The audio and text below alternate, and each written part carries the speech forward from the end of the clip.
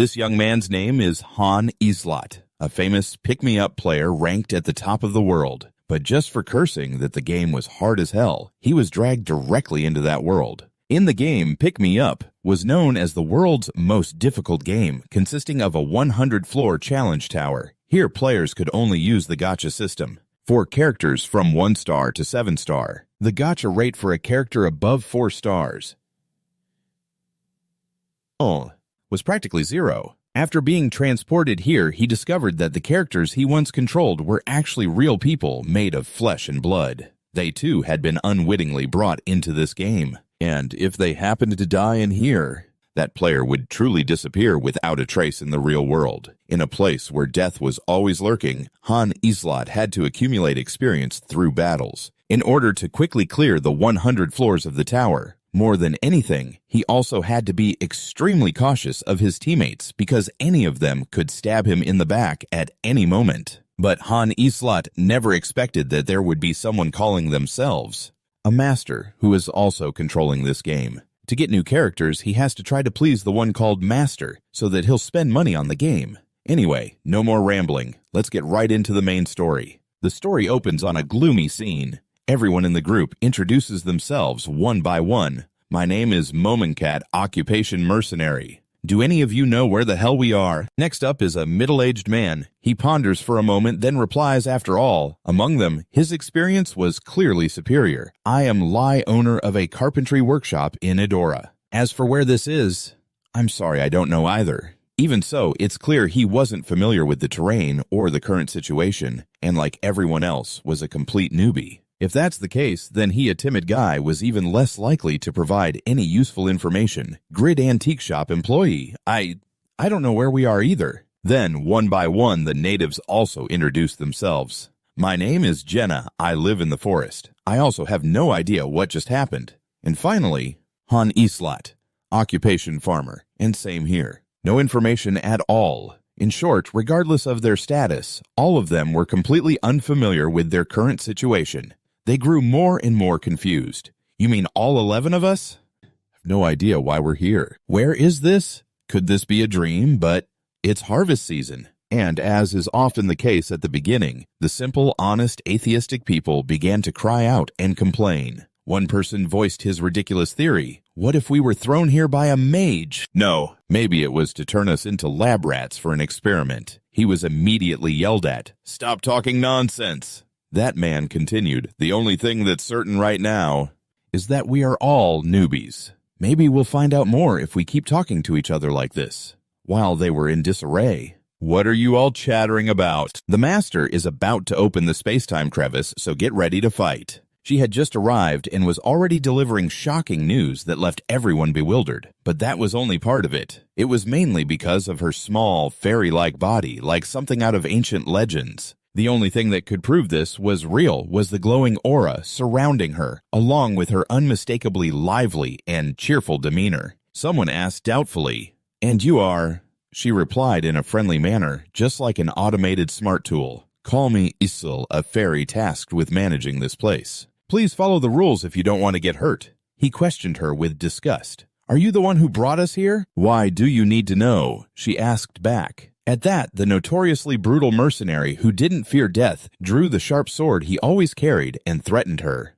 "How can you be so calm after kidnapping people like this? I'll make you spill everything you know." She let out a sigh, seeing him as nothing more than an overeager rookie. "Please stop if you want to live." Looking at the size difference between them, and hearing her well-intentioned warning, who wouldn't have laughed out loud at such arrogance, he radiated an intense, contemptuous pressure. "A tiny creature like you has a big mouth, doesn't it?"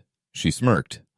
Why must you make things so complicated? I'm going to fix that attitude of yours." He was already in a stance ready to strike, but before he could do anything, his face twisted into an ugly grimace, his legs going one way, and his head going the other, and he died a sudden violent death. Or to put it more eloquently, ManhwaCapped has returned to the arms of the goddess. His warrior soul will be remembered for all eternity. Cause of death, suicide due to stress. The others were horrified at the horrific state of the hot-headed man. No one was in the mood to pay attention to the eulogy given by the unidentified creature. Meanwhile, she continued her warning. Didn't I warn you to stop? If you wanted to keep living, if you had just listened to me, this regrettable thing wouldn't have happened. If anyone else here intends to attack me, you'd better get ready to return to the earth. That was self-defense. Got it. After a few seconds of shock, they screamed in terror. Those with weaker minds were probably already halfway to going insane. What is this? He's dead. He's really dead. What did you do? If you want something, just say it. As long as they listen and follow your example, I'm willing to answer any question. What I want is for you to listen to my orders, carefully fight well, and win. That's all. Simple, right? Right now. A strange voice rang out again with an announcement establishing formation. Matching party. 1-star Hero Line has joined Party 1. 1-star Lan 2 has joined Party 1. 1-star Marilyn has joined Party 1. 1-star Kelko has joined Party 1. 1-star Jackson has joined Party 1. She looked up at the notification screen with excitement and awe, as if it were the throne of a supreme god. Finally, Master has started the game. Then an announcement was broadcast to the players. All units prepare yourselves. The space-time rift is opening. A huge door appeared from the center of an ancient pattern, a mysterious light emanating from it and gradually spreading. Just like its name, a rift. And we just had our sacrificial lamb. Now no one could look down on this small girl before them. Her word was law. Line Lanto, Marilyn Kelko Jackson. You see that door, right? Go through it, unless you want to end up like Momon. Suddenly someone interrupted. Wait! This made her furious. You again. What do you want now? He began to negotiate. Surely you want us to climb the tower, don't you? As the host, you should at least summon some weapons for us. We're all 1-star, completely unarmed. You don't want to send in a suicide squad, do you? Hearing this, Jenna, who was standing nearby, was extremely confused. A tower again. What are they talking about? Meanwhile, he continued, a valuable 2-star S-rank hero just died. Can't you at least give us some basic equipment to defend ourselves? As soon as he finished speaking, Momon Charlie's basic information panel appeared. Level 1, EXP 0. Class Rookie Mercenary. Strength 14 out of 14. Intelligence 10 out of 10. Vitality 12 out of 12. Agility 12 out of 12. Skills Basic Swordsmanship Level 1. And so she was swayed. It made sense after all. She seriously reported to her superior, fighting for the rights of her rookies. Master, the heroes currently have no equipment whatsoever. Could you possibly grant them some equipment so they can fight better? Before long, a response came from the other side. Tip heroes without equipment entering battle will be given a default old wooden sword if you place items in the armory. The heroes will be equipped with those weapons. Don't forget you can also request to register weapons. And so she didn't hesitate to spend her silver. Master, preparing to perform a 10-time summon. 10 times summon, 50,000. Gold has been spent. Acquired Iron Sword E+. Acquired Crude Bow E. Acquired Wooden Staff D+. While she was busy with all this, the more intelligent ones immediately caught on. There's no way he's completely clueless, and so the old man cautiously approached him to start a conversation. You said your name is Han, right? Do you know something about this place? He answered tactfully, not much more than anyone else. I haven't been here very long. His answer only deepened Jenna's suspicion. Not very long. Could this guy be... For now, she let it go. He pointed in one direction, offering a piece of friendly advice. The only thing I know for sure is that if you're slow, you die. It's best to start gathering weapons from that house over there. It's about to begin. They were still confused. Begin? What do you mean? He answered curtly, the battle. This threw them into a state of confusion. A battle. Did you just say a battle? Immediately, they scrambled to get weapons as he'd suggested. I'm completely hopeless at fighting. I couldn't even get into a scrap as a kid. Let's just grab a weapon first and figure it out later. And a small scuffle broke out over the loot. I saw it first. This one's mine. In the end, everyone equipped themselves with a weapon, but when they stepped back outside, the body was gone. All that remained on the ground was a pool of dried blood. What, the corpse vanished? Was it magic? She snapped impatiently. Shut up! Now the 5 of you get through that door! The old man stepped forward to test it, reaching out his hand, but he pulled it back instantly because of the electricity crackling around it. What the hell is this? She flew into a rage. Stop messing around and get in there. With no other choice, they entered. Horrific screams echoed out. Meanwhile, she remained where she was observing him, the one who seemed to have some knowledge of this place. Unlike those green-horned rookies, he couldn't possibly be. He's inspecting a shield even in the middle of all this chaos. Should I do the same? To be honest, this shield is just like the other crude pieces of equipment. It's just a crude shield rank E+. Nothing more. She couldn't hold back anymore and asked, "You know what's going to happen next, don't you? Why do we need weapons? Where are we? And what's the deal with that little fairy? That information isn't so easy to get." He answered curtly, "You really do have a lot of questions, but right now all that matters is charging into battle and killing every last enemy. As for the rest, you'll have to find the answers yourself." She suddenly recalled Marilyn, a 1-star, has returned to the goddess's embrace. His warrior soul shall be remembered for eternity. He couldn't help but let out a few choice words. Damn it, what the hell? She wondered constantly. Then the announcements rang out. Kelko, a 1-star, has returned to the goddess's embrace. His warrior soul shall be remembered for eternity. Lon, 2, a 1-star, has returned to the goddess's embrace. His warrior soul shall be remembered for eternity. Jackson, a 1-star, has returned to the goddess's embrace. His warrior soul shall be remembered for eternity. He sighed in exasperation, looking to the heavens. Is this why they're just 1-stars? She grew more and more confused. What is it? Did something just happen? And so he granted her the right to remain silent. Not long after, another announcement rang out, ending the journey of the ill-fated. Lai, a 1-star, has returned to the goddess's embrace. His warrior soul shall be remembered for eternity. Team 1 has been wiped out. He mulled it over. Wiped out this quickly. Meanwhile, Iso was furious, her hair a mess from her frustrated tugging. Useless animals, it's only the first floor, and the whole group is dead already. Because of that swift defeat.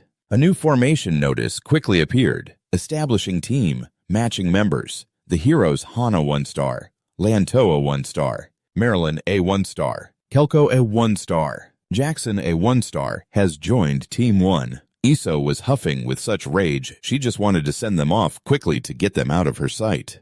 The rest of you move out. It's our turn. He repeated the announcement. Jenna was full of suspicion. How come no one who went ahead has come back yet? Suddenly a man's voice called out, miss. I have arthritis, so I can't walk very much. Please, I'm begging you. Can you remove me from the team? Hearing about this strange ailment made her question him. Arthritis, but you were walking around just fine a moment ago. He scrambled for an excuse. It just flared up again, ma'am. Iso held her head annoyed.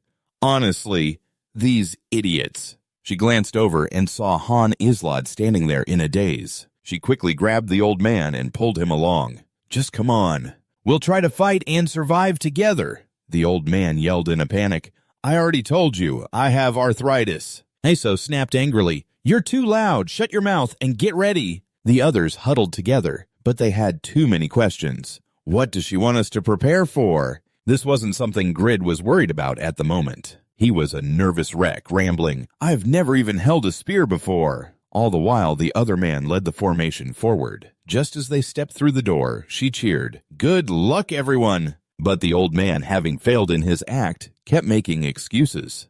I think I have a stomachache now. Please let me go. When they arrived, they looked around. Where is this? A temple, the group guessed, based on the architecture surrounding them. But the old man was completely frozen. There was no other way out. They were forced to approach the temple gate. Hey, look what's written up there. The closer they got, the clearer the writing became. Just then, an announcement rang out. Main dungeon. Your current trial is the first floor. Climb the Tower of Salvation. Current main dungeon floor is... The gate is opening. Please prepare.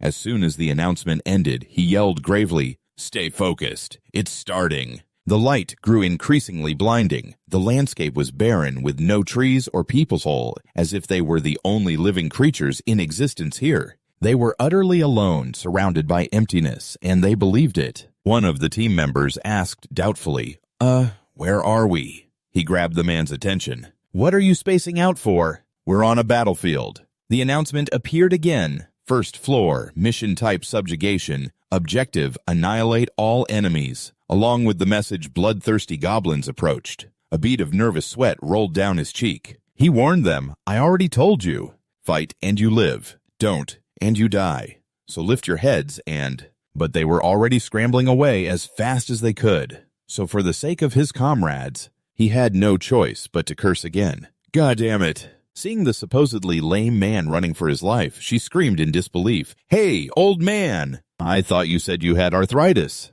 An announcement rang out. Jenna, a 1-star, is panicking. All stats are reduced by 30%. The old man yelled back from a distance. It just healed. That was followed by a series of similar announcements. Desin, a 1-star, is panicking. All stats are reduced by 30%. Chris, a 1-star, is panicking. All stats are reduced by 30%. Gil, a 1-star, is panicking. All stats are reduced by 30%. However, as they neared what they thought was the gate to survival, they were horrified to realize they had backed themselves into a corner. They slammed right into an endless void. One girl was staring blankly at a wall, while the other 3 guys were panicking, begging things like, Why can't we get out of here? Oh, my back, and especially let me out. I really need to take a dump.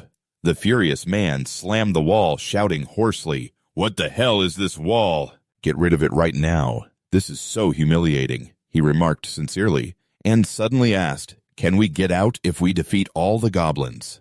Finally, a teammate, who could adapt to the actual situation. He didn't answer, only asking her, Do you know how to use a bow? As she said when she introduced herself, Isn't that question a bit redundant? My dad's a hunter, you know.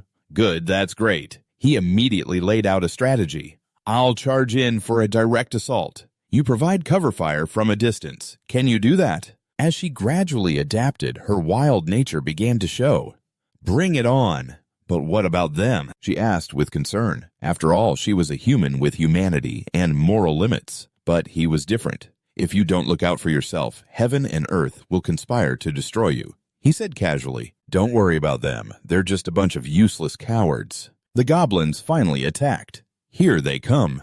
They didn't hesitate any longer, charging straight ahead. Although on the outside, he seemed to have everything under control. In truth, he thought, I've never even swung a sword or used a shield before. The goblins continued their charge, extending their sharp claws and letting out ear-piercing shrieks. His eyes, clear of any dust, stared resolutely at the unfortunate goblins rushing towards him. Just for a minute, he told himself, forget who you were. My name is Han Islat, but my real name is Han Seojin, and it looks like I'm stuck in some goddamn death game, even as he thought that he still cherished his life. Thoughts were thoughts, actions were actions. He and the girl worked together, fighting back against the goblins' furious assault. On the other side of the door that led them up the tower, everything remained deathly silent. Everything that happened today started with a game called Pick Me Up. Back then, who would have guessed that their lives would become bound to it, live together, die together? When a player died, they returned to the arms of the goddess, and their fighting spirit would be remembered for all eternity. So he casually logged into the game every day, waiting a few minutes for the login, connecting to the server. In short, this was a mobile game released by the Mobius Corporation studio. The goal of the game was to conquer the 100-floor tower by supporting heroes, creating materials, and building bases. In other words, you needed to clear the tower using strategy and tactics, allowing you to advance through the floors and beat the game.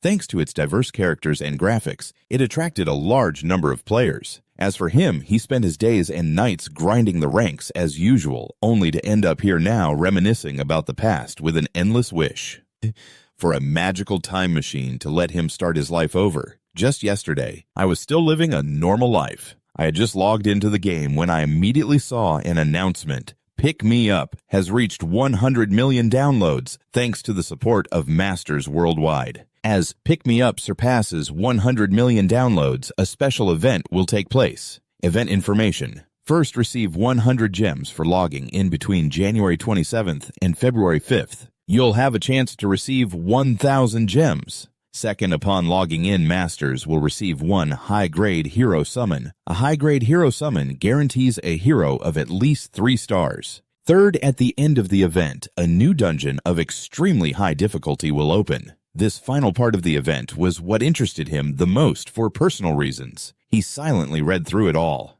A new dungeon appears. This crappy game finally has a decent event, he judged honestly. In his mind, hero ranks ranged from 1 to a maximum of 7 stars. I have the worst luck. Even after using thousands of free summons, I've never gotten a hero above 5 stars. Thinking that, and combined with the event's massive rewards, he decisively chose to participate. The dungeon had a low chance of dropping a Destiny Stone, the item needed to create a 7-star hero. There was no reason not to participate. Back to the game. The special feature that made Pick Me Up different from other character-building games was that it set harsh rules. No matter how much love and care you pour into a character, once they die, they're dead for good and cannot be revived. That means whether it's a 1 or a 6-star hero, once the character is dead, it's all over. Because of this crucial point, most players prepared a defensive team formation in order to devise the most suitable strategy. He was the same. It was mandatory to scout the dungeon first with a team. A disposable one. No sooner said than done, he habitually submitted the team formation. At the same time, a notification appeared on the screen. The new dungeon has opened.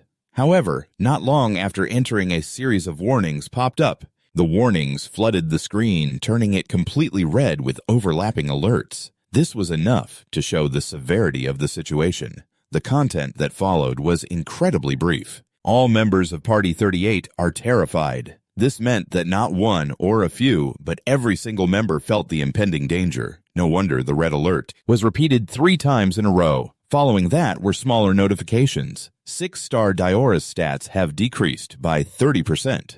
5-star Nicholas's stats have decreased by 30%. 6-star Ken's stats have decreased by 30%.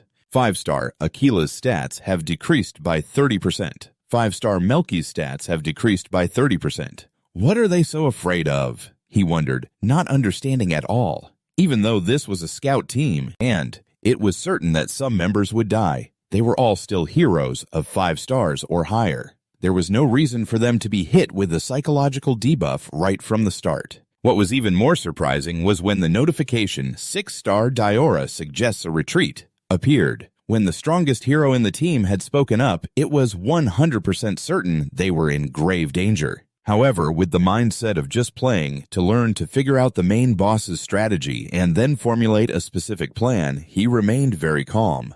Well, it's fine. I just need to see how the boss fights. Due to his nonchalance, a status notification appeared. 6-star Diora is anxious. He continued to observe the battle stunned, asking himself, level 999. What's that, a bug? Before he could grasp the situation, the final notification immediately appeared. You have been defeated. Therefore, he just assumed this was one of the game's countless errors. He commented, it's clearly a system error. Right away, a series of flowery notifications appeared. 6-star Sora has returned to the arms of the goddess. Her fighting spirit will be remembered for all eternity. 5-star Nicholas has returned to the arms of the goddess. His fighting spirit will be remembered for all eternity.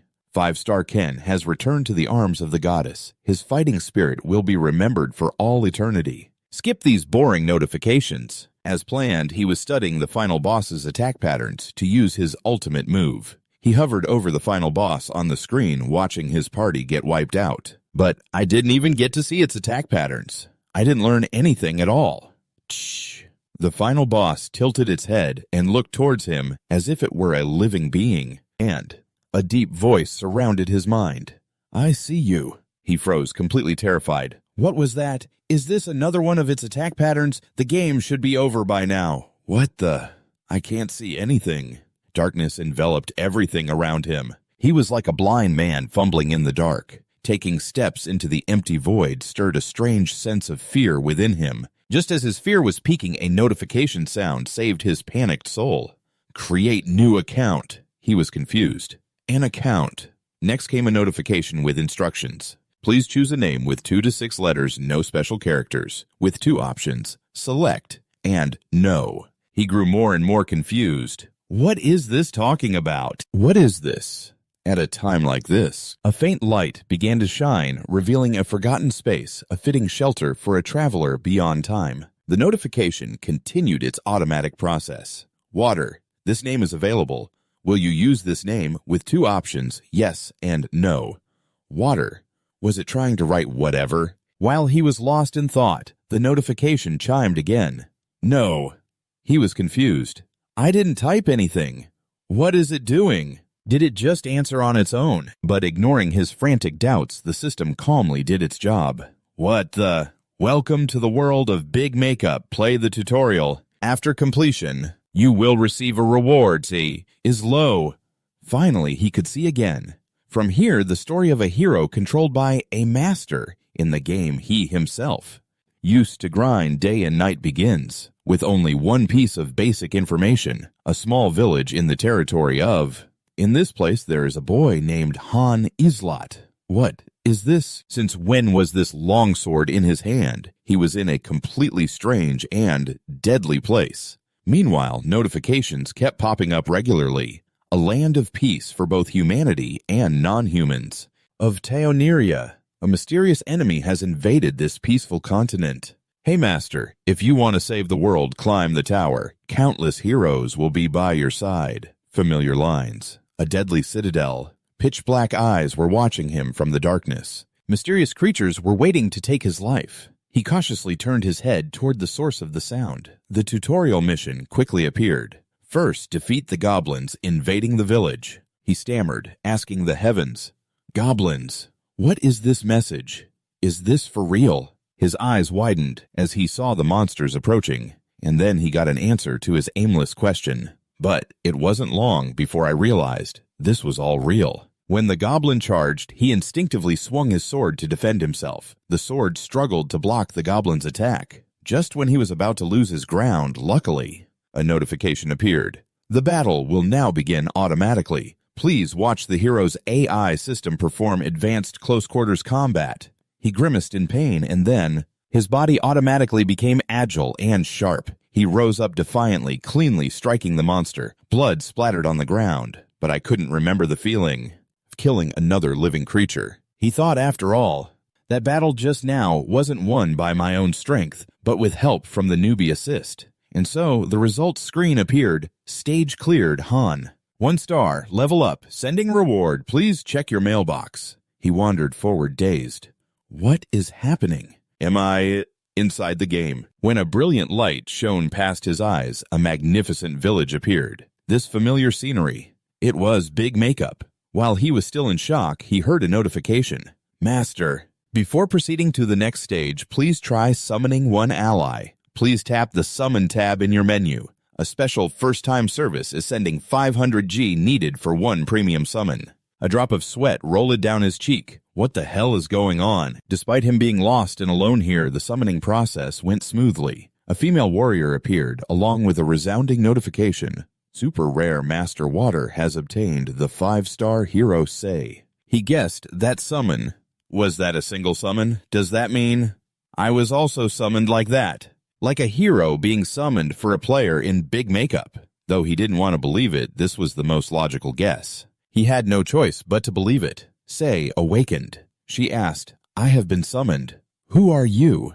At the same time, her information appeared. Say Reduster, 5 stars, level 1, EXP 0 out of 10. Class Knight, Strength 19 out of 19, Intelligence 10 out of 10, Vitality 18 out of 18. Agility 22 out of 22. Skills Combat Logic level 1. Intermediate Saber Sword Kai level 1. Knight's Determination level 1. Han Seojin, he stammered in surprise. This caused a small misunderstanding. She also introduced herself. I am Saradister. A knight? Huh, Han Seojin. What a strange name. He immediately corrected her. It's not Han Seojin. So?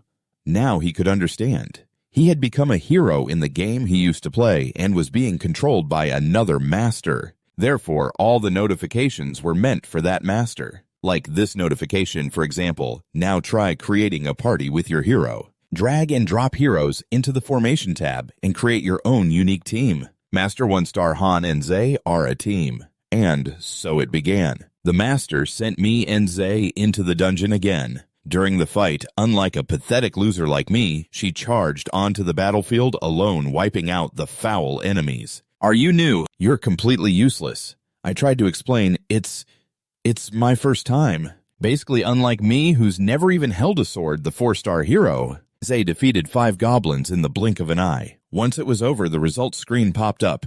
Stage cleared. Zay has leveled up, sending rewards. Please check your mailbox. MVP Zay. I was panting with exhaustion, even though I hadn't done a single thing during that fight. I thought to myself, what an absolute difference in skill. There's a 3-star gap between us after all. I was speechless, but the real problem was what came next. As usual, the system provided a detailed tutorial on the standard progression path for the player. Master, your heroes have bravely completed their battle. The final guide awaits you. How to make heroes stronger synthesis. The gate has opened. Please tap the synthesis tab in the menu. As a veteran player of this game, I was all too familiar with this notification. Right then, only 3 words were going through my head. I am so screwed. Seeing that I was just standing there, the little fairy urged me. Hey, aren't you gonna go? The master is waiting. I was silent for a moment, then I tried to communicate. ISO. She stared at me in shock and confirmed. That's right, I am ISO. No, wait a minute. How do you know my name? What are you? She demanded. I thought to myself, well, of course I know who she is. Because I've played Pick Me Up a ton. And of course, I didn't just think it. My life was hanging by a thread after all. Me, Han Seojin. She flipped through a list, and only then did she realize, horrified, her huge mistake. Han Seojin, no way, it's not Han Islet. What? Why do you look different from the picture? The Han Islet, born in Tanya, of the Him Peninsula, doesn't look like this. I snapped, explaining again. I'm Han Sojin, born in Gangseogasol. Now send me back while I'm still being nice about it. She asked doubtfully, no way. Are you from Earth? Wasn't the answer obvious enough? I retorted sarcastically. Yeah, where else, Mars? She fell silent for a moment, as if processing the information. Then she started screaming frantically. How the hell could something like this happen? I'm going crazy. Just get in there for now. She tried to smooth things over, but this was a matter of life and death. There was no way I was just going to agree to that. No, if I go in there, I'll die. She retorted, you won't die, you'll just be synthesized. But I wasn't that easy to fool. That's the same thing. Whatever, just get in there. She used force to shove me inside. Seeing my pathetic state, Zay scoffed. How noisy.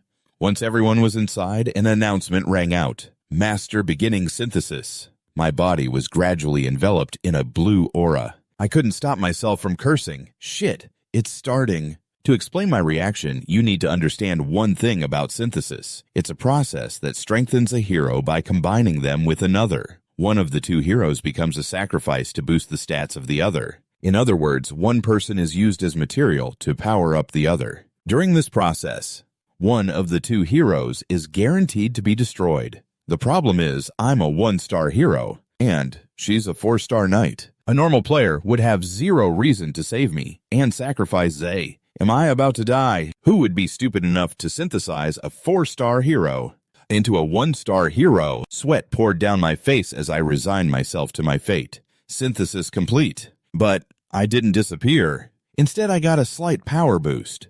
So this is the end. I thought, stunned. That meant 4-star Zay was disappearing into the light. I was filled with disbelief. Why are you the one disappearing? This doesn't make any sense. You're a 4-star hero, and I'm just a 1-star. She calmly accepted her fate. I wasn't the one who was chosen. That's all there is to it. I'm counting on you for the rest. Hun.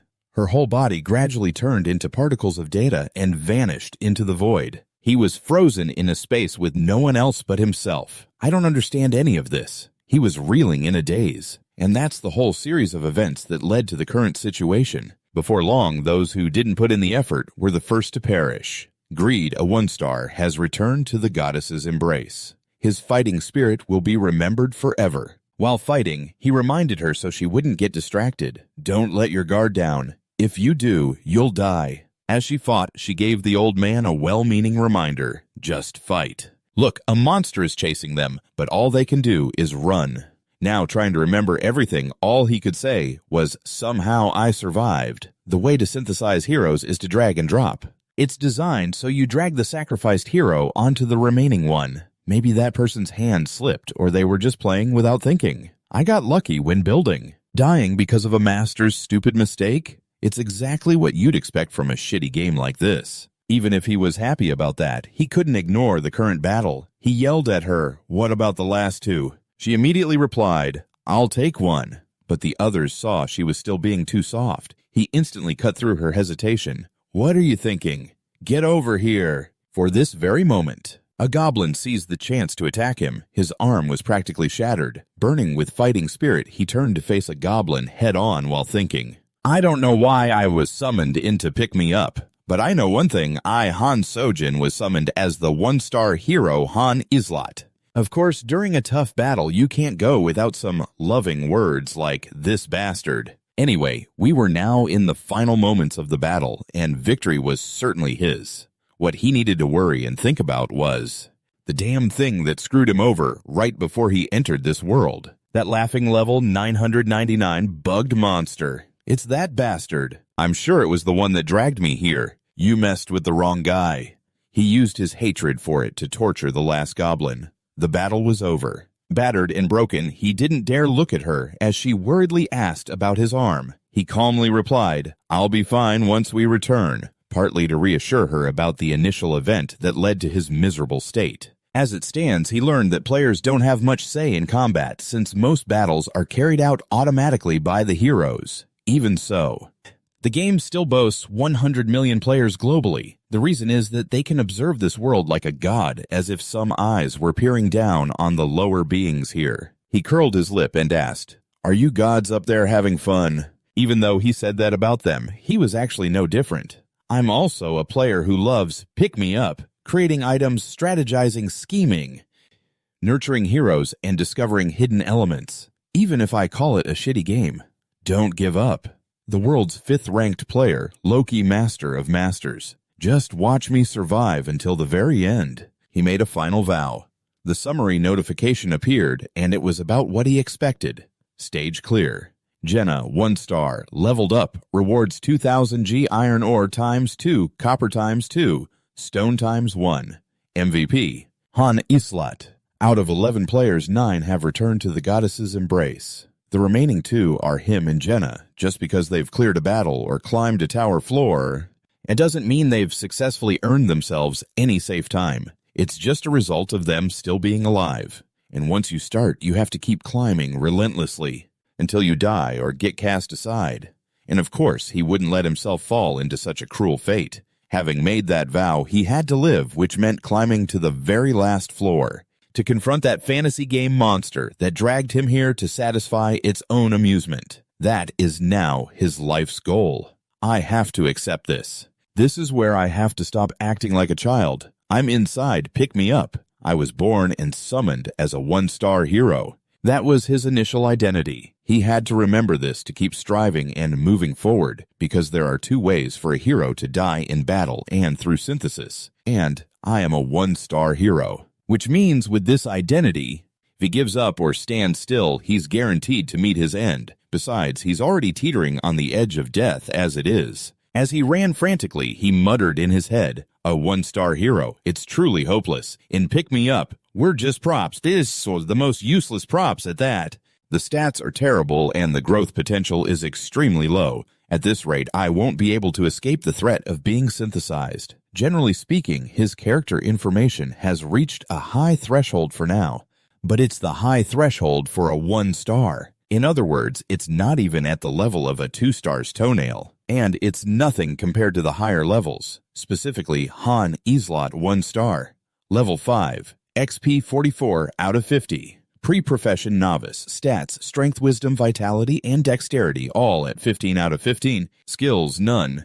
He pushed himself relentlessly for a noble goal. I have to get stronger, survive, get revenge, and go back. If I don't get stronger, all of that is just a pipe dream. I don't know how things will go from here. If I don't adapt soon, I'll die. If I don't accept it, I'll be swallowed whole. This reminds me of my damn military service. This morbid hypothesis pushed him to give his all, because if he didn't, his name might be the next one on the announcement.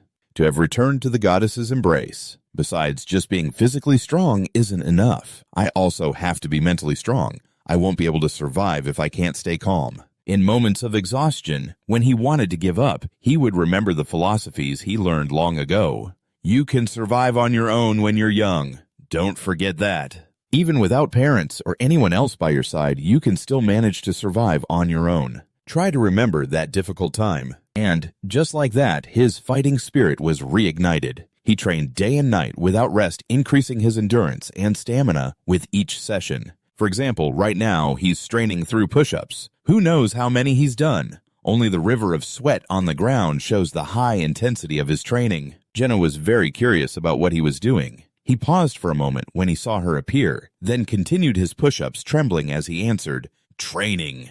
To kill monsters." Why are you being so rude? I came all this way to find you." Faced with her presumptive questions, he just remained silent. Then he went to get his bow and accept his fate. After a restless night, I thought about it all last night. About what I need to do from now on. First, we can't escape from here, can we? My father was a hunter, so I often enjoy shooting arrows when I have free time. I won't get in your way. I figured nothing will change if I just do nothing but cry. And she drew her bow and aimed. The arrow flew and hit the scarecrow right between the eyes. Gathering all her courage, she asked, "You know how to survive here, don't you?" The trainee didn't answer her question right away. Instead, he asked, "Was yesterday your first real fight?" She replied, "That's right. I've just been staying indoors all day." He asked again, "So how are you with a bow?" While observing the target and her previous arrow, she answered curtly, "I'm decent." Perhaps she was downplaying it a little. He glanced at her info panel. Jenna Sarai, 1-star level 2x P5 out of 20. Occupation apprentice. Strength 11 out of 11. Intellect 11 out of 11. Vitality 11 out of 11. Dexterity 11 out of 11. Skill apprentice archer. She raised 4 stats just from yesterday. He looked at her surprised, rarely taking the time to observe someone. He silently assessed her. Even if her growth is low, she has a prerequisite skill to make up for it. Even though she's only a 1-star. Although she was a bit clumsy since it was her first real fight, she still managed to kill a goblin. She doesn't seem to want to die, and she has a clear goal for what to do next. She's a real diamond in the rough, he thought. He agreed to cooperate with her. "All right, I'll help you." She held out her hand excitedly and said, "My father once told me that if I want to survive, I have to choose someone to follow." He was a good father, wasn't he? After considering her gesture for a moment, he finally obliged and shook her hand, saying politely, "I'll be counting on you." Immediately, a notification appeared. 1-star Jenna has favorable affinity with 1-star Han. Friendship between the two has been initiated. Tip heroes who befriend another person will receive additional rewards when in the same party. Looking at the notification that just appeared, he silently felt that this message was a bit concerning. Then he called out loudly, "4 directions, ISO, are you here?" She appeared instantly enraged. "What is it now? I'm very busy, you know." He was a bit embarrassed, but teased her, "You appeared faster than I'd expect for a busy person." Ignoring his reckless words, she cut him off immediately. "Even if you ask me 100 times, I will not answer. If you're so curious, go climb the tower yourself." The answers are all inside the tower, but the question he wanted to ask had nothing to do with any of that. Looks like all that talk was for nothing this time. His question was, "Am I the only one who can see the status window above your head?" She was silent for a moment, a worried expression flashing across her face. She was so panicked, she started to stammer, completely flustered. What are you saying?" "I don't know what you're talking about." He immediately provided evidence exposing her clumsy lie. "I can see it clearly. It says 257. She hesitated, speaking with 3 parts truth and 7 parts lies. "I guess you can see it, can't you? Is it because your existence has been upgraded when they become a...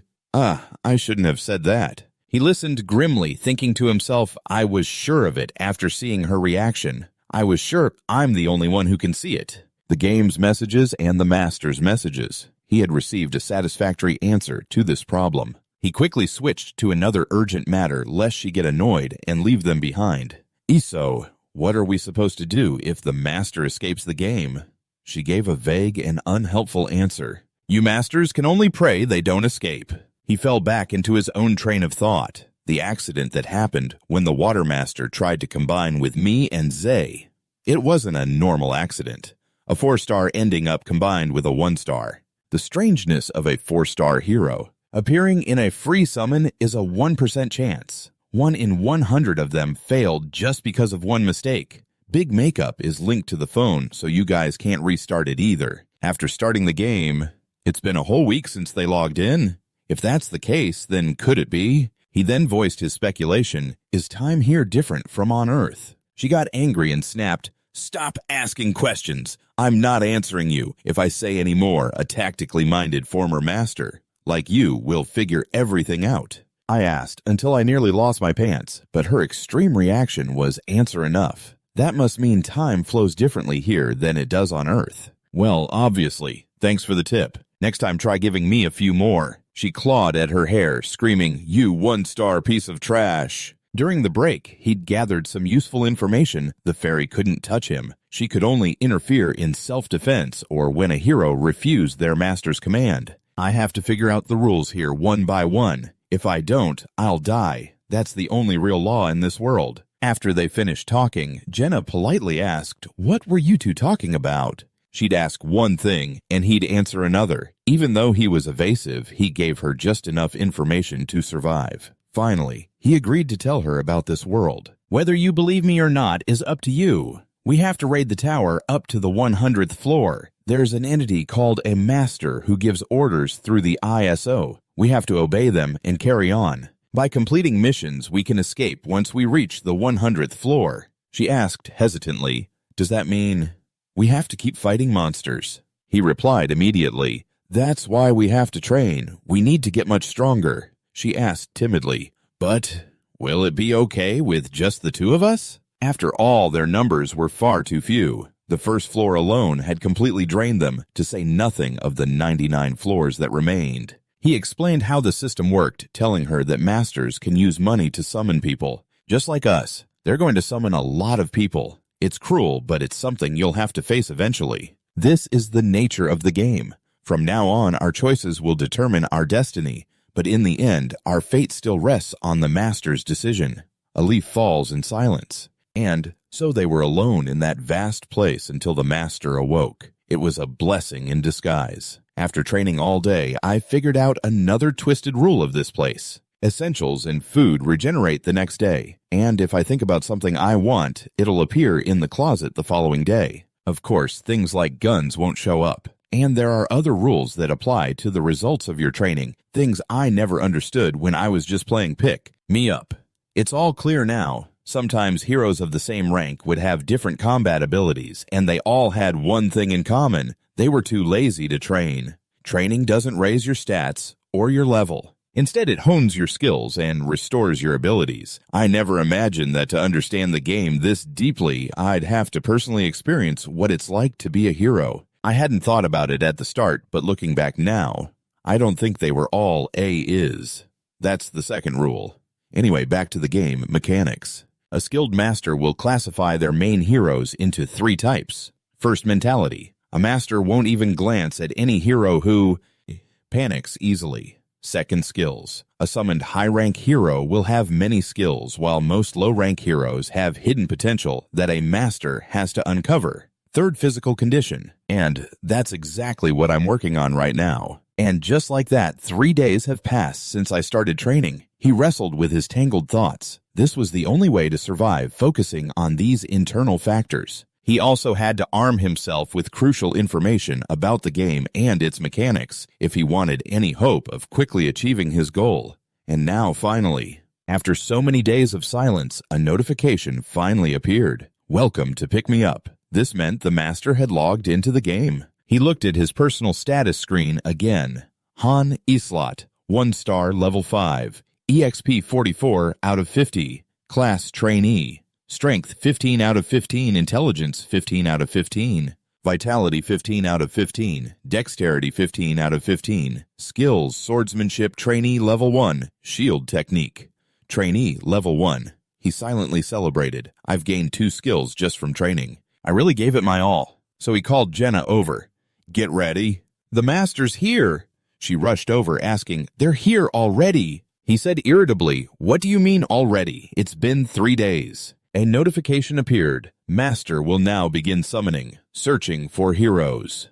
He repeated the announcement and added a short explanation. They're just winging it. The master is summoning a new hero. A party has 5 members, so that bastard is going to roll 3 times. Clicking sounds appeared repeatedly, followed by notifications. Master Water has acquired the hero Aaron 1 star. Master Water has acquired the hero Toby 1 star. Master Water has acquired the hero Genson's 1 star. New characters appeared along with them, asking the same questions any first-day newbie would. Where am I? That's right. There's no time for introductions. She barely had time to make an announcement before following him away. Hey everyone, we need to prepare for battle. We'll explain everything after we get through this safely.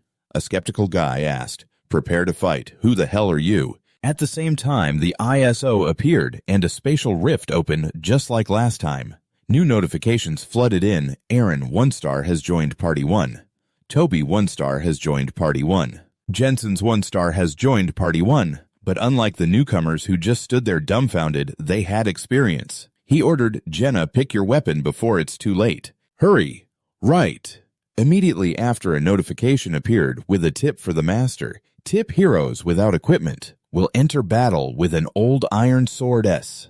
If you select equipment from the armory, they will be equipped with it. Don't forget you can also assign weapons manually. He didn't pay it much mind. In his experience, everyone last time died with weapons in their hands anyway. So we don't have any more weapons to add. The ISO said that after opening the water crevice, all of you are to come here. Of course, what human would listen to orders from this tiny, mysterious creature? Who are you? Where did you come from? Send us back now.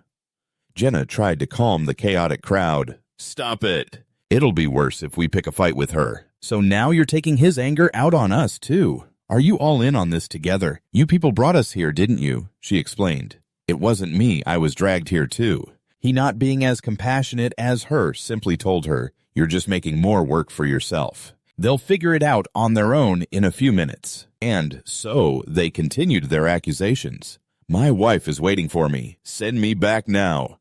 I'm just a poor farmer. I don't have any money. You've got the wrong person. She snapped irritably. Aren't you all going to go in? Jenna looked back worriedly. Will they die? He answered. As long as they don't mess with the ISOs, they'll be fine. Just as he said, they only had minor scrapes and nothing significant. They lay scattered on the ground, wailing. The only one unharmed among the 3 clutched his head in fear. I'm sorry, she snapped, raising her voice. Are you deaf? You guys too.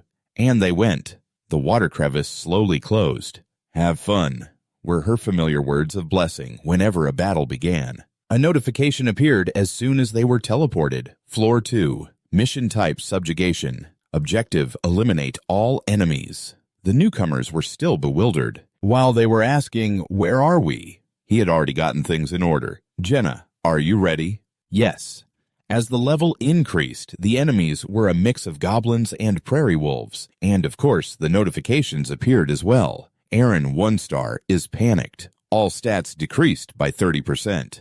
Toby 1 star is panicked. All stats decreased by 30%. Jensen 1 star is panicked. All stats decreased by 30%. When the enemies appeared, they were stunned. What are those? Strangely, he glanced at his teammate beside him. She was trembling and a notification appeared. Jenna 1 star is panicked. All stats decreased by 30%. Huh, so she gets scared too. He was both surprised and yet found it normal, so he looked for an excuse to lift her spirits. Did you eat something bad? She was already panicking, and then he had to go and startle her like that. She jumped. Don't scare me like that. He gave the order, take care of the 2 goblins. I'll handle the wolves. Thankfully, his method worked. Jenna 1 star is no longer panicked. He was relieved, thinking, does that mean she was just a little startled? What a relief. Then he glanced at the ones frozen in fear behind them. Compared to her, none of the newcomers seemed to have any intention of helping, just as I thought. They're here. The enemies had finally arrived. He raised his shield. The wolf bared its huge fangs. Filled with fighting spirit, he faced it quickly, swinging his sword to attack. He thought he had finished it cleanly, but then he suddenly realized, it's still alive. Is it because of this garbage weapon? He twisted the sword in his hand forcefully. Luckily, he still managed to kill one. A powerful light flared in his eyes. He clenched his jaw eagerly, thinking to himself, Floor 2 really is different. The monsters here are much stronger than the ones on floor 1 that went down in one hit. However, there's one thing to note.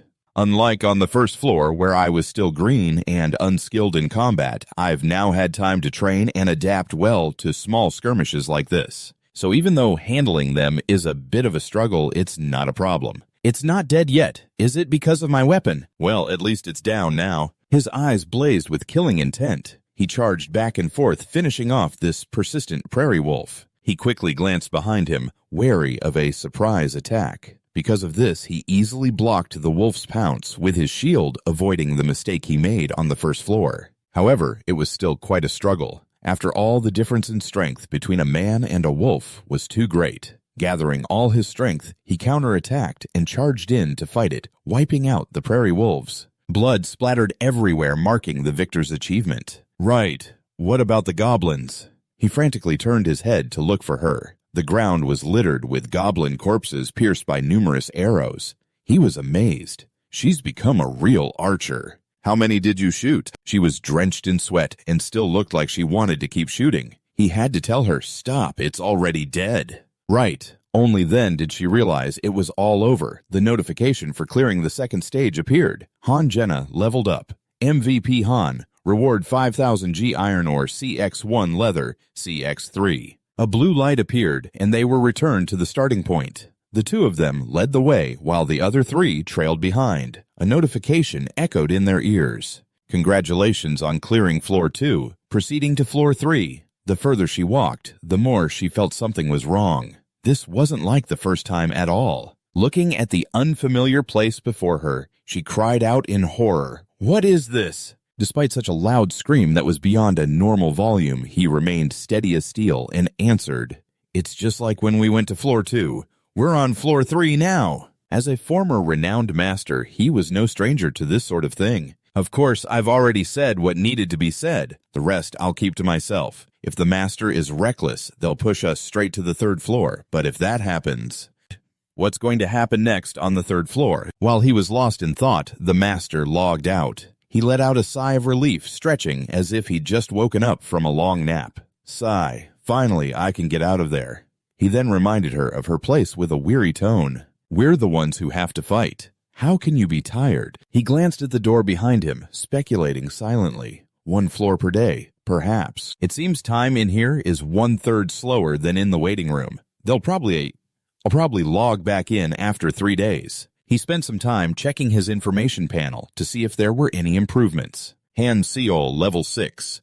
XP 13 out of 50. Class newbie. Strength 17 out of 17. Intelligence 14 out of 14. Vitality 16 out of 16. Dexterity 16 out of 16. Skill basic swordsmanship level 1. Basic shieldmanship level 1. He mulled it over. His intelligence had dropped by 1, but his strength had increased by 2. He still had 4 stat points left, and his level was increasing nicely. It proves my physical condition is improving. The master isn't rushing things either. If I had gotten stuck in that recovery state on the 1st floor, it would have endangered everyone. While he was busy with his jumbled thoughts, the lucky ones who survived the 2nd floor were foolishly starting trouble with Isso. One of them demanded, "Why do I have to fight? What the hell is this place?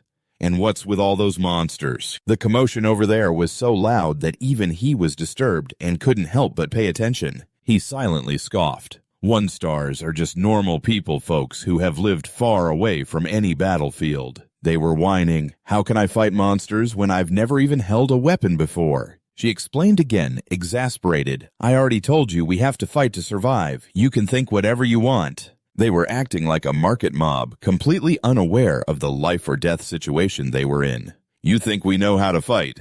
Looking at them, he thought he understood why 1-stars were called trash. Then he remembered the first one to die, the 2-star Momont. He said he used to be a mercenary. The more combat experience a summoned person has, the higher their star rating. He made a guess, then immediately dismissed it. A high-level mercenary wouldn't panic over something like this. But if you threw a 1-star mercenary into the middle of a battle, they'd 100% freak out. But it's different for those who are 3 stars or higher. They jump straight into the fight. Are they summoned with combat knowledge? Do they know what their purpose is? And why they have to fight? I think she knows. Based on her attitude, I'm sure of it. He shifted his gaze to Jenna. She, like him, had no patience for these loud-mouthed fools. The difference was she didn't keep it to herself. She said it out loud. "Look at this bunch." "Why aren't you helping at all, Han?"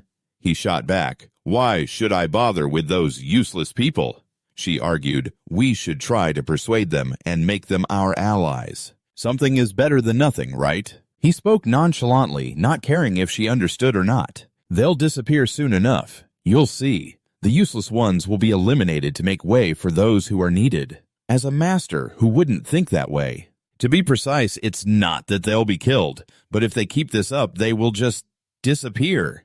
He told her coolly, "You and I will continue to fight in the next battle, regardless of them."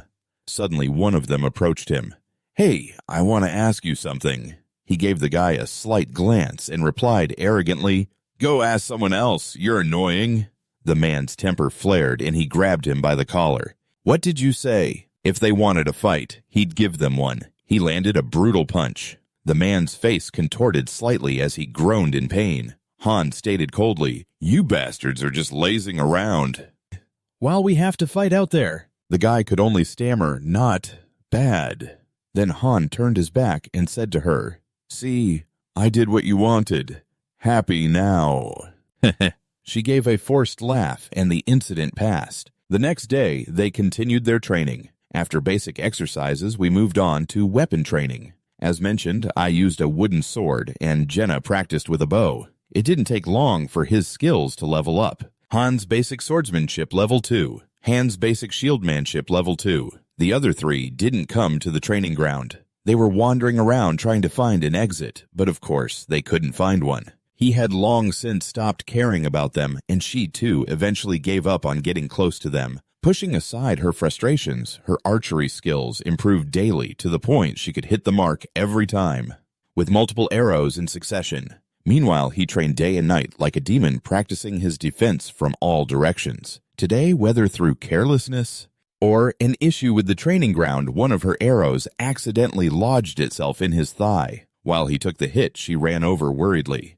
"Are you okay?" As he pulled the arrow out, he said, "I told you not to worry. Don't think the normal rules from where you lived apply here. Wounds heal very quickly." There was a silver lining to the accident. He gained a new skill.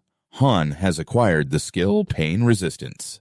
He continued to train. "Again," he ordered, then went back to training like a madman, trying to make the most of every second. He thought to himself, "I won't stop. Pain is good. It's proof that I'm alive." And so on the training ground, besides the clanging of arrows hitting the shield, there were shouts of, "Again! Yes! Again! Stop! Again!" So many that there wasn't a single undamaged spot on his shield. Arrows were sticking out from everywhere. And then a miracle happened. Hero Han's basic swordsmanship and basic shieldmanship have merged into a new skill. Han has acquired basic sword and shield technique. The break ended the moment that notification rang out. "Welcome to Pick Me Up." Isso urged, "Quick to the square, the master has appeared." "You looking for a fight?" Jenna cracks her knuckles, getting all fired up. "Perfect. Just training is making me itch for a fight." He asked in bewilderment, "How come I get the feeling you're an even quicker study than I am?" "I'm pretty good at this stuff," she replied smugly. Before he could respond, the others arrived and started making a racket. "Let us out. We're sick of eating potatoes." "You want us to keep fighting, don't you? I don't want to." "No way." She had lost all patience with them long ago, but because of the rules, she could only beat them to a pulp, not actually kill them. "I'm begging for the chance," she thought. "Don't make me come over there. Get here now or you'll be sorry. You're all dead meat today." She then started pummeling them as they braced for the beating. Since they had no power to resist, they cried, "Spare me." By the time she was done venting, every single one of them had a battered face. She called out, "All right, now get your asses over here." After the beating, they all became much more obedient, meekly crawling over. "Yes, ma'am." Of course, today's mission was on the 3rd floor. Mission type subjugation. Objective: eliminate all enemies. "Their weapons and tactics have improved," he commented briefly, trying to console her to prevent another mental breakdown like last time. "It's fine, let's just fight like we practiced." And he charged in to attack. Like I said, the 3rd floor is nothing. Consequently, the notification once again appeared on the screen. Jenna has leveled up. MVP Jenna, reward 7000 G, 1 iron ore CX, starting from CX1. They had a short chat after the battle. I think I'm getting used to this. Yeah, this time was a little boring. She glanced at the dazed people behind them. Looks like they still refuse to fight. Let them, he replied coldly. I have no intention of sharing XP with people who don't fight. If they don't participate, they don't get XP. Suddenly, a tutorial message popped up. Tip when dealing with disobedient heroes. Try spinning the lucky wheel. They'll start behaving better. First floor challenge. Again, yes/no. As for this choice, the master, as always, chose yes, just like the guide suggested. It looks like the master's about to spin the lucky wheel, he had told her. She asked worriedly, It's not over yet, right? Immediately after they appeared in the same desolate wasteland from the first day, the first floor. Mission type subjugation. Objective, eliminate all enemies. He told her, they brought us to the safe zone of the first floor.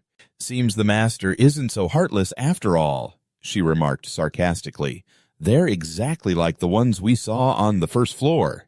And with that, the stage was cleared. MVP Jenna. Reward 1000 G. She was cheerful as if it were a stroll in the park, not a grueling battle. However, first floor challenge again. No/yes, the choice was still yes. He thought, the master won't let us rest easy if we clear these things too quickly. Of course, they still cleared it easily. Stage cleared. MVP Han, reward 1000 G. And then the third floor. Mission type subjugation. Objective eliminate all enemies. Level 4. Goblins ×2. Stage cleared. MVP Han. Reward 1000 G. After 4 battles in a row, she was exhausted and panting. I'm tired, she said. The master isn't going to send us out again, right? Who knows? He was also exhausted and could barely stand. Back in the main hall, she complained angrily. I'm going to lose my mind. How much longer do we have to babysit these bastards? He comforted her. Don't worry, it ends today. His cryptic words made her even more curious. Ends today. What do you mean they don't look like they're going to change at all? He explained, I don't think the master has the time to keep maintaining a bunch of useless people. And just like that, they were now in a new bright pink area. Master is beginning synthesis. A notification appeared as a door began to open. Where is this? They were oblivious to the impending danger. A tutorial message appeared. Drag and drop. The heroes you wish to sacrifice onto the hero you wish to synthesize. Sacrificed heroes will be disintegrated. He thought with satisfaction, goodbye, you fools who didn't know how to seize an opportunity. As for the space here, it consists of the following locations: Dimensional Fissure Synthesis Room, Armory Overhead Base, Rest Area Training Grounds, Forge Landing Pad and Summoning Room, in front of a spacious house with a pristine white door wide open. He thought pensively, an opportunity. I see many more opportunities. The fighting characters, including himself, were all displayed clearly on a small phone screen. He thought to himself, even if the minor details don't show up on screen, the master must know everything. That person must know who's fighting on the front lines, who's proactive, and who the lazy ones are. The system's voice announced, adding Han to favorites. Adding Jenna to favorites. Iso pointed towards the synthesis room and yelled, Jenna Jensen, get in the synthesis room. Hurry up! Jenna turned to look at him, breaking out in a sweat. Hey! Han Islot glanced at her and reassured her, go on. Nothing will happen to you. The man behind him, pale with worry, grabbed him and asked, what's going to happen if we go in there? He glanced at the man and replied nonchalantly, you'll probably be judged based on what you've done. Suddenly, the man started yelling in panic. I didn't do anything. I was just dragged here for no reason. He didn't care, just pointed with a cold expression and urged, get in there. Iso, annoyed, crossed her arms. This is the first time we've ever agreed on something. Looking at the man who was so scared his sweat was pouring down, he asked a series of critical, annoyed questions. So what do you want me to do? Help you? If you had at least pretended to fight, things would have been different. Iso was also very irritated. Right. All this complaining. I'm so sick of you. Just get in there and get it over with. The synthesis building's door slammed shut. A system panel appears displaying, "Do you wish to synthesize?" Yes, the man still refuses to give up, banging on the door and screaming his lungs out. "This isn't fair. Let me out." Ignoring him, Jenna stands behind calm and silent as a blue light envelops the man. His eyes widen in terror as he screams relentlessly. The system announcement echoes, "Synthesis complete. Jenna has leveled up and acquired the skill Appraisal Eye." Jenna steps out of the synthesis building. Not understanding what just happened, she scratches her head and asks, What just happened?" That guy turned into light and just vanished. He walks right up to her and stops, his voice soft but filled with menace. "In this place, the useless die to empower others. Now, it's your turn." He looks at the two men opposite him, one with blue hair, the other with black. Their faces are grim eyes, wide with fear. He casually wonders, "I wonder which of you two it will be." Iso points at the two and shouts, "Next up are Han and Toby." Toby's face pales and he trembles in fear. "Me." Han casually walks into the synthesis building, while the other man worriedly accepts his fate and follows. A loud laugh erupts. Toby, looking like he's lost his mind, laughs maniacally and asks, "Ha ha ha, you guys are letting me go home, right?" "Right, I get to go home. Home." He closes his eyes, not wanting to shatter the man's delusion, and says, "That's right. Just keep thinking that." A blood-curdling scream echoes from inside the synthesis building. The system announces synthesis complete. Toby turns into light and vanishes. He calmly steps out of the synthesis building. As the system's voice echoes the announcement, Han has leveled up and acquired the skill Composure. Walking past the terrified Eren, he says coldly, "You're lucky." Jenna looks back at the synthesis building, breaking out in a cold sweat. "So, if he thinks you're useless, you just disappear in there." He glances at her coldly. "Why the long face? You're the one who didn't want to be left behind." She freezes, sweating and trembling as she asks, "If I become useless someday, will this happen to me too?" He glances back at the trembling girl and explains, "The higher we go, the stronger the monsters and players will have to face.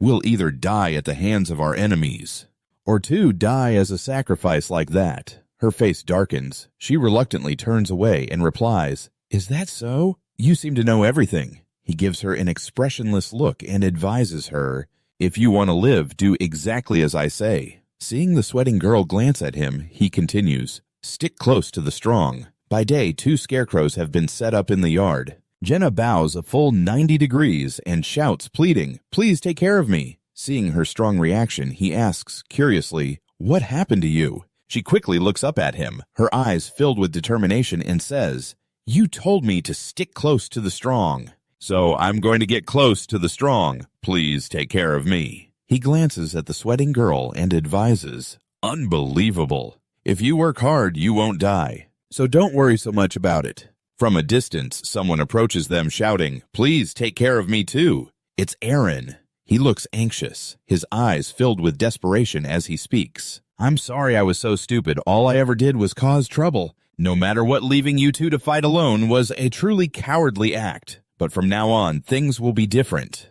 He looks at Eren coldly and asks, "How can I trust you?" The young man, just like Jenna, bows a full 90 degrees and says, "If you want me to kneel, I'll do it. So, please." Jenna smiles at him and turns to the leader. Looks like he's finally made up his mind. He picks up a staff and asks, "Hey, have you ever fought a monster before coming here?" "I've never fought a single monster either." He tosses the staff towards him, making him freeze nervously. "But you're so good at it." He replies nonchalantly, "The difference is determination. The determination to win or just to survive."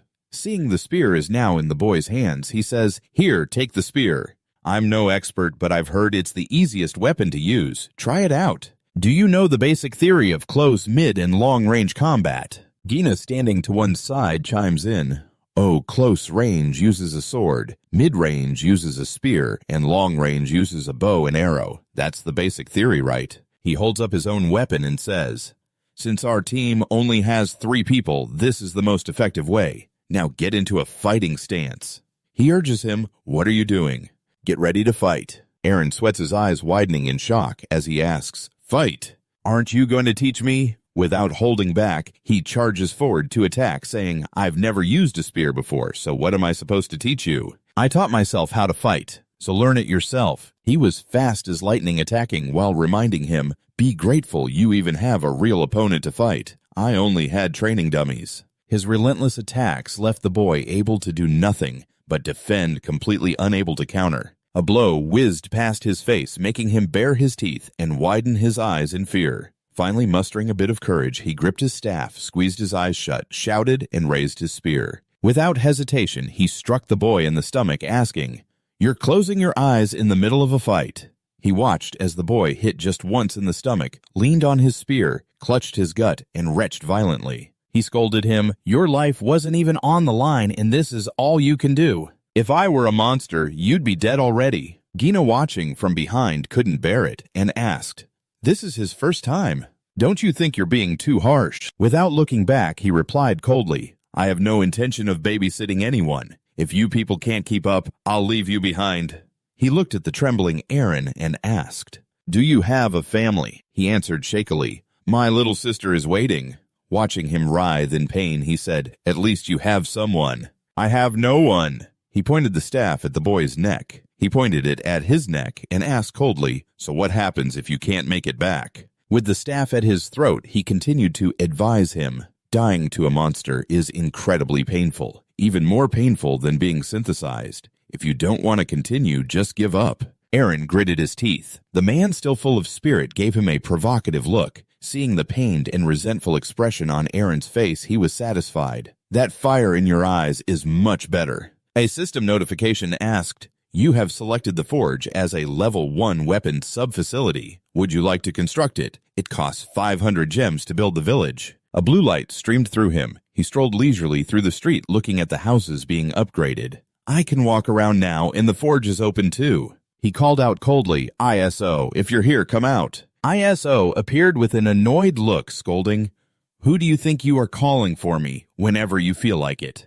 Without even glancing at her, he complained, "I'm sick of that attitude of yours. You should work on fixing it." Seeing her fuming and kicking at a rock, he glanced over and asked, "You're the one who sent the tips to Walter, right? Can you get online? If you can interfere with the system, you must be able to write." ISO crossed her arms arrogantly and replied, "That's right, I can. Surfing the web is a hobby of mine, you know." He continued in a soft voice, "So the tips you sent are being used as a basis. After summoning an item 10 times level 1 of the training facility unlocks. After that, the forge unlocks." ISO asked in alarm, "How did you know?"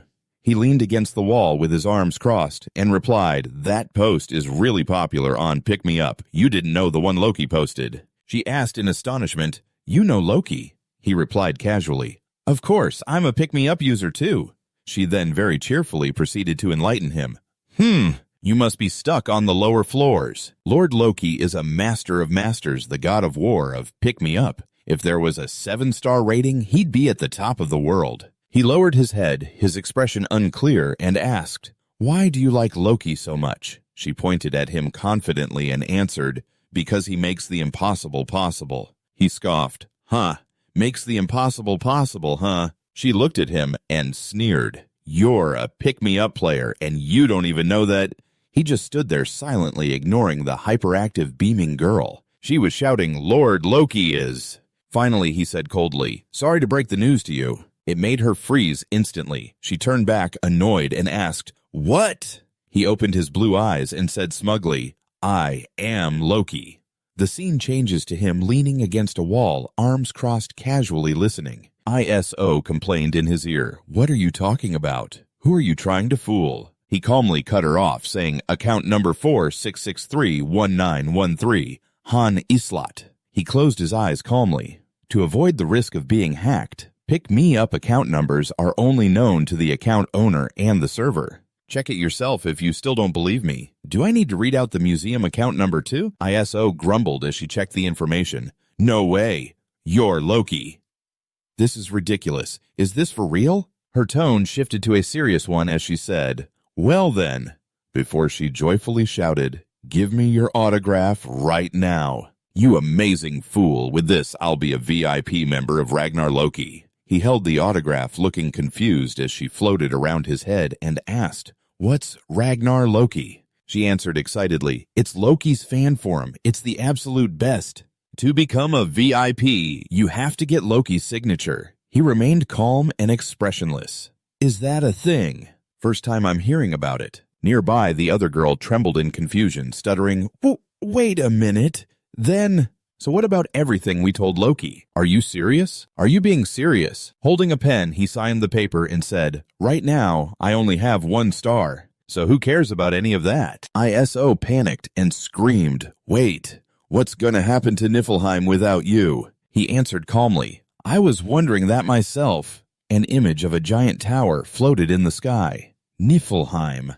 That's the name of the waiting room system in my account. It has a total of 13 floors. All of them are waiting rooms with a capacity of up to 20,000 people. All the infrastructure there is top quality, suitable for levels 18 to 22. Confused, her 2 pigtails stood on end. Even if that's true, what's the point when their actual master is here? So what's going to happen to those 20,000 people? Leaning against the wall, his expression unchanged, Han Islot said to her, "If you're that worried, then why don't you just let me go back?" Hearing this, she became dejected and pleaded, "I can't do that." As if it were obvious, he said casually, I also know you're just a middle manager who handles trivial tasks." An image of a mysterious person appeared as he spoke. "But the master of this waiting room, Aster, is from Earth, isn't he? And the summoned heroes aren't artificial intelligences either," she answered calmly.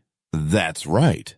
This interconnected world is a little different, but they are all human beings. Everything is like a game for entertainment. You and the others are just characters, pawns in their game." He continued, "Aster has no idea that we're all human. He's just a real player enjoying his pick-and-play game. All the heroes have to face every danger, just to satisfy his need for entertainment." His gaze swept over her serious. "More importantly, can I go back if I reach the 100th floor?" ISO said sadly, "Well, I don't know.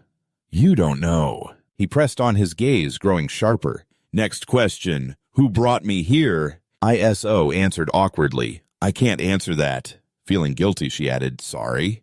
He replied calmly, "It's fine. Like you said, I'll find out on my own while I'm climbing the tower." Then he continued questioning ISO.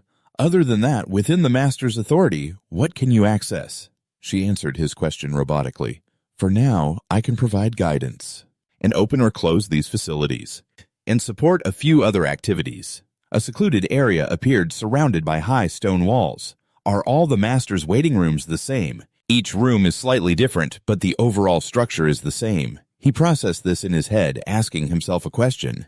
Do 100 million worlds really exist simultaneously? He considered how every hero is summoned from an outside source contained within numerous worlds, the Mobius summoning system, a thing that created countless heroes by combining thousands of templates. In reality, it's all a lie. The quantum AI heroes who were supposed to be artificial intelligences are actually human. The system dungeons, which claim to have created countless amounts of content, is containing hundreds of millions of worlds. His thoughts started to clear. He stood still thinking, if every world inside the game is actually a real world, that means my subconscious choices could get a hero killed. He opened his mouth and called out to ISO. She nodded eagerly, thrilled that he'd agreed to climb the tower. If you want to climb the tower, then listen to me very carefully. That's the only way you'll be able to climb it successfully. The scene changes to a training ground filled with combat dummies. A beautiful girl with long red hair and a few freckles is training intensely.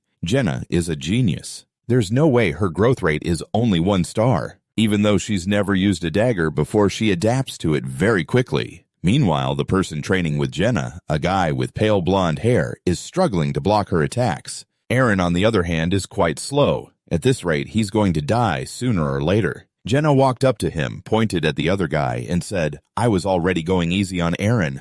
But it looks like that was still too much for him, huh? He said quietly. Lose the attitude and come with me. What's going on? Jenna asked, confused. Aren't you going to train your #1 subordinate today? Suddenly, ISO snapped and yelled in Jenna's face. Who do you think you are, following Han around? I'm his #1 subordinate, so get lost. Not to be outdone, Jenna asked him, I'm your number one subordinate, right? Her insults grew more heated. You sly old vixen. Do you have any idea who this is? He's the mast. Before she could finish, he pushed her aside. Don't you have anything better to do? He held her easily, but she still screamed, Whatever Lokan's number one subordinate is me, you'd better remember that. Helpless, he muttered with regret. I really shouldn't have told them I was Loki. Jenna stared blankly at her and asked, What's wrong with him? He looked at her helplessly, then told Jenna, Don't mind him, he's just a little dense. The three of them walked towards a dark room. He spoke up. ISO, you said I have authority, right? Open the warehouse.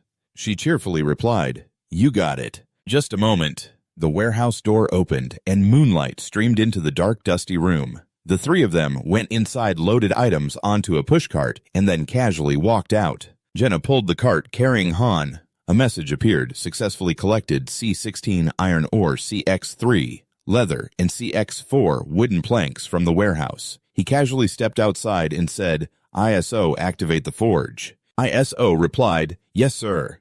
While Jenna asked curiously, What are you planning to do? He said gently, You can't just keep using a rusty old iron sword forever. In front of a room after conferring with ISO, he realized he was some kind of half-master, half-hero. Before the glowing red forge, he thought pensively, And if that's true, then I can conquer territory.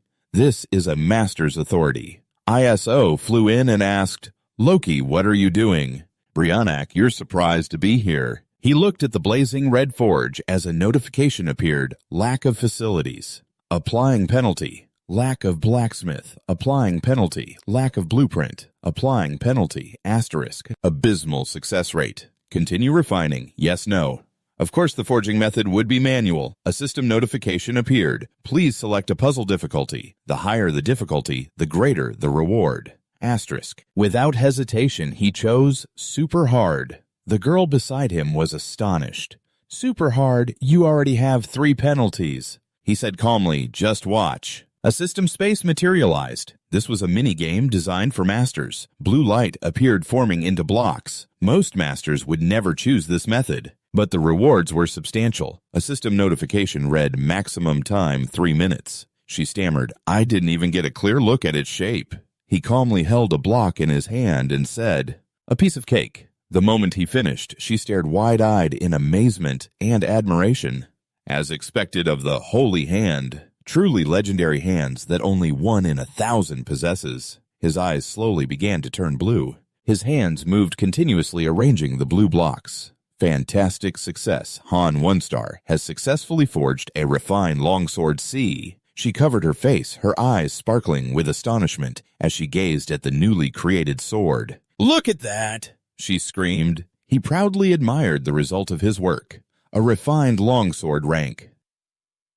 C. A powerful and sharp blade crafted from crude materials but forged by expert hands. The hands of Han Islot moved without stopping, grabbing piece after piece. The system continuously announced, Extreme Success Han 1-star has created a well-balanced short bow. Extreme Success. Han 1-star has created a sharp long spear C. Extreme Success Han 1-star has created a sturdy metal shield C. A whole series of weapons was created with ease. He stopped and raised his arms to stretch leisurely, asking, Are all of these just C rank? I guess this is the best I can do with these kinds of materials. ISO probed, Aren't you gonna make any more?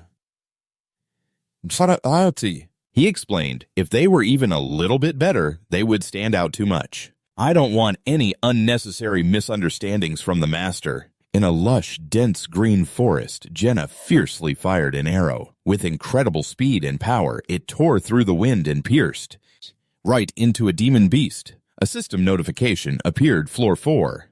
Mission type conquest. Objective, annihilate all enemies. Jenna hugged the bow in her hand, stroking it, as she exclaimed in admiration. This elasticity is absolutely amazing. To think it's such a high-quality item. The next people to come along will definitely try to steal them. Standing in front of her, he continued to explain, That won't happen if you use the personal weapon option. Looking at the horde of monsters ahead, Jenna worried. The master is being a little unreasonable, sending just the 3 of us to attack them. He continued to observe and assign positions. You take care of that harpy. Aaron, you protect Jenna. The other man received his order and replied, "I'll do my best, sir," immediately after the demon beasts charged as if in a frenzy. They rushed the trio's position. Aaron was screaming while swinging his weapon wildly. A system notification appeared. Aaron 1-star is panicked. All stats reduced by 30%. Asterisk. After hearing the announcement, he turned to look, gritting his teeth and cursing, "This damn kid. He's getting too worked up." A pair of feet approached the spot where Aaron was flailing about. Jenna delivered a slap that sent his head spinning and yelled, "Get a grip!" Aaron froze, blood streaming from his nose and a bright red handprint on his cheek. Jenna continued to scream in his face, "You're going to die if you screw up again." "Are you okay with that?" Up ahead, Han Eslot was focused on fighting the monsters, but he spared a moment to call out, "Stop panicking." He stammered back, I'll try." After that, without another word, the three of them focused on killing the beasts. A system notification appeared. Stage cleared. Aaron 1-star has leveled up. MVP, asterisk. Han 1-star rewards. 10,000 GCX2, iron ore CX3 leather. Afterwards, Aaron couldn't hold it in any longer and looked like he was about to be sick. He grimaced, looking up at him and asking, "Still, I didn't really do anything impressive. What's going to happen to me?" Suddenly, the system announced, Aaron 1-star has been added to the favorites list. Looking up, he surmised, "Since you were added to the favorites list, it looks like you're going to live." He asked in shock, "Really?" Then overjoyed, he screamed at the top of his lungs, "I'm alive, I survived." Jenna stood beside them, smiling mischievously. "Looks like after subordinate number 1 subordinate number 2 has grown up a bit, huh?" He played dumb, asking, "What subordinates?" Leaving the two of them behind, he walked towards the door, lost in thought. A subordinate, huh? His face cold, he raised his sword, thinking, "To be more precise, my number 1 subordinate is Sirius of Niflheim." Remembering the member cards, he recalled that the 5 members of Team 1 were all 6-star and at level 99. At the same time, they possessed the 5 divine weapons that I created. And they also had a few ultimate skills. If I climb the tower, there's a chance I might meet them again someday. Remembering the Master's clumsy appearance, he thought confidently, since this is an autoplay game, Sirius, a Vice Master, will be able to manage just fine. If not, there's also Unette. Both of them are intelligent and bright. So much so that I've wondered if they are really just artificial intelligence. Observing them closely, I confirmed it for myself. But thinking back now, they weren't really AI. Before a grand building, 2 figures were standing together. Unette asked regretfully, "Sirius, do you really have to go?" The other replied firmly, "Unette, you should know that we need to make the most of every second we have." Her face expressionless, she stated her wish, "I don't ask for much in this farewell, but I hope you will focus on the investigation." Sirius also made a gentle request, "And I need you to take care of the rest of my duties, okay?" Sirius walked away resolutely, leaving Unette behind. Without turning back, he affirmed, "I'm entrusting the Master's domain to you." A system notification. The manor has been upgraded to level 2. The hero capacity has increased. A building is being digitized and upgraded according to the changes in the area. The system continued to announce the annex. Eatery has been constructed. Heroes will be provided with high-quality meals. Next is the training ground. The announcements continued. The training ground has been upgraded to level 2. Hero training efficiency has increased. Next is the armory. 3 annexes, the armory, the assembly workshop, the woodworking shop, and the refining facility, have combined and become the equipment workshop. Next, a large recovery building is being transformed. The system continued recovery house upgraded to level 2. Recovery efficiency will be faster. Gina witnessed this scene in astonishment. Oh my God. She watched the unbelievable, overwhelming changes. What the hell just happened? Aaron was just as surprised. Could it be that the Master is an archmage? Just think about it. But he calmly replied, hands in his pockets. If that's the case, then the Master is just spending a little. He doesn't have any other choice. This is where things start to get interesting. Looking at the major transformation of the treatment area, he thought from the diverse feedback of the heroes and the exciting battles, the Master will feel that they are more like real people than just data made from zeros. And he won't be able to stop feeling that way because he is a real, genuine human being. He looked at Isolde in front of him, one hand holding a money bag, the other holding a sack of spirit stones, and said, "In short, after we cleared the floors." The waiting room has also gradually been completed. The master's activity time is also quite fixed. He's most likely an office worker. It seems he watches the attacks. Quite often and occasionally, he has enough to spend. Isolde replied enthusiastically, "Isn't this way better than having a master who's a broke student?" He even bought the $65 package. His face softened slightly as he closed his eyes and thought, "Pick me up." Unlike other games, doesn't reward you with gems for completing missions, and the developers have almost no events that give out gems. So many that they could throw them in the players' faces. Then he crossed his arms and said, "Because the amount of free gems players receive is quite limited, they definitely value paying players more." Suddenly, a system notification, the master has initiated a 10-time summon. Which heroes will be summoned this time? This took him by surprise, and he also looked up. Seeing the gate on the treatment platform open, Aaron turned around and shouted in amazement, "He's summoning again!" But he just stood there and said calmly, "We've finished looking at the house, haven't we? It's time for us to meet our new guests." Thinking about the summoning methods using currency and gems, he thought there are two ways to summon summoning with gold, also known as a normal summon, and summoning with gems, which will be a premium summon. Of course, summoning with the premium in-game currency is more effective. In a large hall, people gathered bewildered, asking, "Where is this? What the hell is going on?" "I was just at home." He narrowed his eyes as he listened to the people around him asking back and forth, "Does anyone know what's happening? I don't know if this is real or a dream."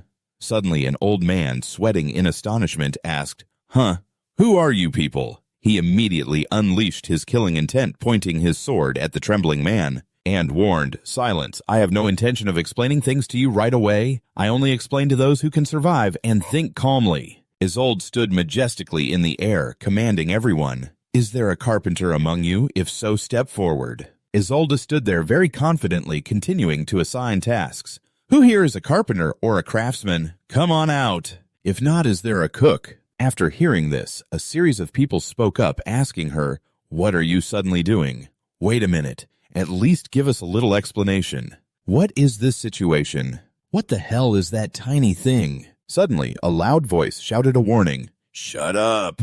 Gina asked curiously, "What is she doing?" He replied lightly, "Assigning tasks. Many new facilities have just been built." Watching Isolde still enthusiastically assigning and directing, he said, "If those dead people were to be summoned now, then they could have just stayed out of the fight. The system in the waiting room will now change." He explains, pausing for a few seconds to let them absorb it. Of course the system won't stop. The game continues as usual now, assigning teams. Drag and drop hero, Team 2 zip 1 star. Hansen 1 star. John 1 star. Teddy 1 star. Over the sound of the announcements, he lectured them cruelly. "If you people don't have any special abilities, then you have to push yourselves. Pathetic amateurs don't even deserve to eat scraps anymore. The master is finally starting to sort out the useful ones, and he's purging the 1 stars. By sending all of them into a dungeon. If you can't adapt, you will be eliminated. He's probably just testing the first floor." Just as he finished speaking, time was up. A woman's voice urged, "Hurry up and get in there." The people whose names were called were a bit hesitant before the door of overlapping data matrices, but obviously no one was that stupid. To throw a tantrum and refuse to enter would have enraged her. Not long after the rift closed, the first announcement rang out. John 1 star has returned to the embrace of the goddess. His fighting spirit will be remembered forever. And since only he could see this announcement, as was routine, he reported the developments in the match. One person is dead already. Hearing his voice more emotionless than a machine, Jenna grew worried and chided him. If you had just explained things to him properly, maybe he wouldn't have had to die. He didn't see it her way. There's no need to waste words on those who will die on the very first floor. And so the announcement came. Teddy 1 star has returned to the embrace of the goddess. His fighting spirit will be remembered forever. As the notification appeared, he relayed the news as usual. 2 down now. Shouldn't at least 2 of them have survived? The outcome was inevitable. Their lives were over. That's when her next announcement came. DK Sickler, Chloe. A palpable fear gripped them, and everyone whose name was called began to scream frantically. They even begged her, You want us to fight monsters? I can't do it. No way. Given the tragic fate of the previous group and the mystery behind the door, it was no wonder everyone was panicking. Suddenly, a young man stepped forward and offered, "I'll fight too." ISO rejected him sharply, her voice impatient with the newbie's stubbornness and cowardice. "What? There's no room for you. Get out of the way." Jenna grew concerned at the young man's reckless action. Is Eren always like this? He let out a sigh and finally spoke up to negotiate. ISO considered letting Eren join the team. He lacks real combat experience, so this wouldn't be a bad idea. Obviously, adding one more person wasn't a big deal, so the request was quickly sent to the master. Eren, 1 star, wishes to join Team 3. Do you permit this? Yes/no. Eren, you're up next. Sometimes heroes will want to join the fight. They'll show greater potential in the battles ahead. Ignoring the newbie guide notification, he added a reminder, helping out is fine.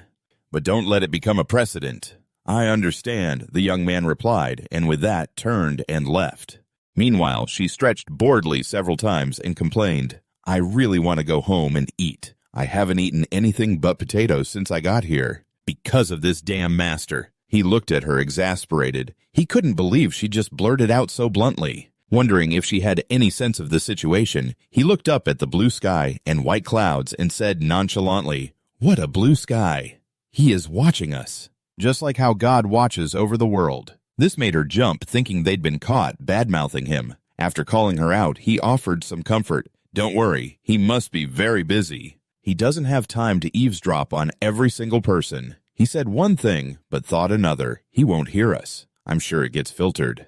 And condensed before being relayed to the master. And just as he thought trivial notifications like, Jenna 1 star is dissatisfied with the food, Han 1 star is dissatisfied with the food, appeared on the master's game screen. After a while, a notification popped up, stage cleared. He quickly asked, Any trouble? How many goblins did you kill, Eren? He stepped out, leading the group splattered with blood. However, unlike the others, his mental state was no different from before he went in, a stark contrast to his teammates' dazed expressions. Just one, he replied, hearing that he finally felt relieved and praised him, Good, so you understand me. Then he strolled away, saying, Let's talk about our living quarters. She asked joyfully, Are we finally free from all these potatoes? When they arrived, the dining hall was spotlessly clean, a world of difference from before. The ingredients were back to what was normal for their era, not just prehistoric potatoes to fill their stomachs. She exclaimed in amazement, Whoa, the facilities really are better. There's a cafeteria. Does this mean we get to eat lavish meals from now on? Right. To her question, he could only reply, As long as the master doesn't find you useless. At that, she jumped and cheered. So that means we're getting treated to a high-class roasted lamb dinner. He, too, was happily dreaming of a delicious future. I want turkey, boss. Seeing their unrestrained joy, they didn't seem to be paying much attention to his words. He awkwardly reminded them, Did you forget I said I'd kick you out if you're useless? However, the delicious, meaty meal never came. There were only potatoes. The man cleverly explained, There are spices, but the only ingredient is potato. He glanced sideways at this man who is all talk. This guy calls himself a chef. An information panel appeared above the man's head. The one who nervously fears his lies will one day be exposed. Dawn 1 star. Level EXP 0 out of 10. Class Apprentice. Strength 12 out of 12. Intellect 11 out of 11. Health 12 out of 12. Agility 10 out of 10. Skills none. The man didn't even have a cooking skill. Does no one have a cooking skill? He wondered anxiously, then said, You're Chloe, right? She was stunned to be called on. Me? He appointed her. From now on, you'll be the cook. She was quite worried about being called out for this new position. Because of it, it was equivalent to making an enemy of the former chef. However, what's done is done. A selection notification appeared. Do you want to appoint Chloe 1 star as the chef Dawn? 1 star will lose his position. Yes, no. Of course, the choice was yes. The man pleaded in a panic. Wait, let me do it again. You're quick on your feet. But you should choose lies that are easier to hide. This is the only time I'll let it slide, he warned. Soon, a new meal was set on the table, 3 savory dishes and 1 soup. Jenna praised it generously. This is delicious. I didn't know potatoes could have so many different flavors, she explained shyly. That's because I used a lot of spices. He picked up a piece of potato and spoke calmly while eating. Listen up while we eat. I'm not going to repeat myself. You can relay my words to the next batch of newcomers. And that is... If you don't want to wander around and find yourself dead inside. After a moment of silence, someone asked hesitantly, Is that for real? Another girl stirred up the atmosphere enthusiastically. I've never fought before coming here either. All right, let's work together. You could tell she was the extroverted type who didn't like being constrained or alone. Enoch asked, So, will the two of us be doing a different job? He affirmed, Enoch, Chloe, you two will be the carpenter and the chef. You two will help us in other ways. Realizing his situation was becoming more and more precarious, the man stammered, I can help with carpentry too. He warned, if this is another lie, I'll recommend you as the first sacrifice for synthesis. I think you'd make the perfect material. At that, the man immediately fell silent, not daring to utter another peep. It's true that non-combatants have a higher chance of survival, but don't get too complacent. There's only a limited number of positions. So if someone more talented than you is summoned, you'll have to go back to fighting. This served as a reminder for them to keep trying and also to prevent the others from getting jealous and giving each other a hard time. A quiet night enveloped the village. The next day, my dull daily life was disturbed a little. Only 3 people, he asked. Specifically Gil Hansen and Dika, 3 teenagers who participated in the training. The girl chimed in. I bet the rest of them are hiding somewhere in a panic. At least it's better than those first few weeks. I was getting tired of fighting with Aaron, so a little change is good. And when it comes to me, there's never a shortage of things to talk about. Aaron's a bad influence. Now all the kids have started calling me boss. The stat difference between us is about 7 to 8 levels. It's like comparing a child to a grown-up. I'll never be able to reach that. To get this strong in such a short time. When Jenna was a newcomer, her archery skill was already at level 5, and her short sword mastery was at level 2. Aaron's spearmanship also reached level 2, but he hasn't been able to improve beyond that. He's the first one to show up for training and the last to leave, but his skills aren't improving that fast. Maybe because he's around their age, he's grown quite close to them. As for these 3, after a long period of training, they each reached level 1 in swordsmanship. They collapsed onto the ground, panting, and said admiringly, You're so strong, boss. He answered earnestly, It's because my level is higher, which only confused them more because level was a new, unexplained word. Level, huh? But they weren't being critical, especially when compared to the lazy adults who refused to train. In short, it was neither praise nor criticism. But these kids are much better than that other bunch. He said mysteriously, You'll find out soon enough. Time flew by. A few days later, more teenagers were summoned. This time, I didn't have to do a thing. Aaron and those 3 kids took care of everything. Only one person died during the purge. Because of that, she became more hopeful about the future. The population is growing, and it'll only keep growing. As he spoke, she suddenly asked, But why hasn't Master gone to the 5th floor? We cleared the 4th floor a while ago. That's because the 5th floor is on a whole different level. Of course, that was just a thought. Outwardly, he gave her a vague answer, letting her and the remaining members of the team think it over. One hasn't been assigned yet. After all, some secrets must be kept. This number is like a threshold for the next tier, and when it comes to tiering up, even going from easy to medium, it is a huge problem for them right now. To sum it up, the difficulty skyrockets every 5 floors.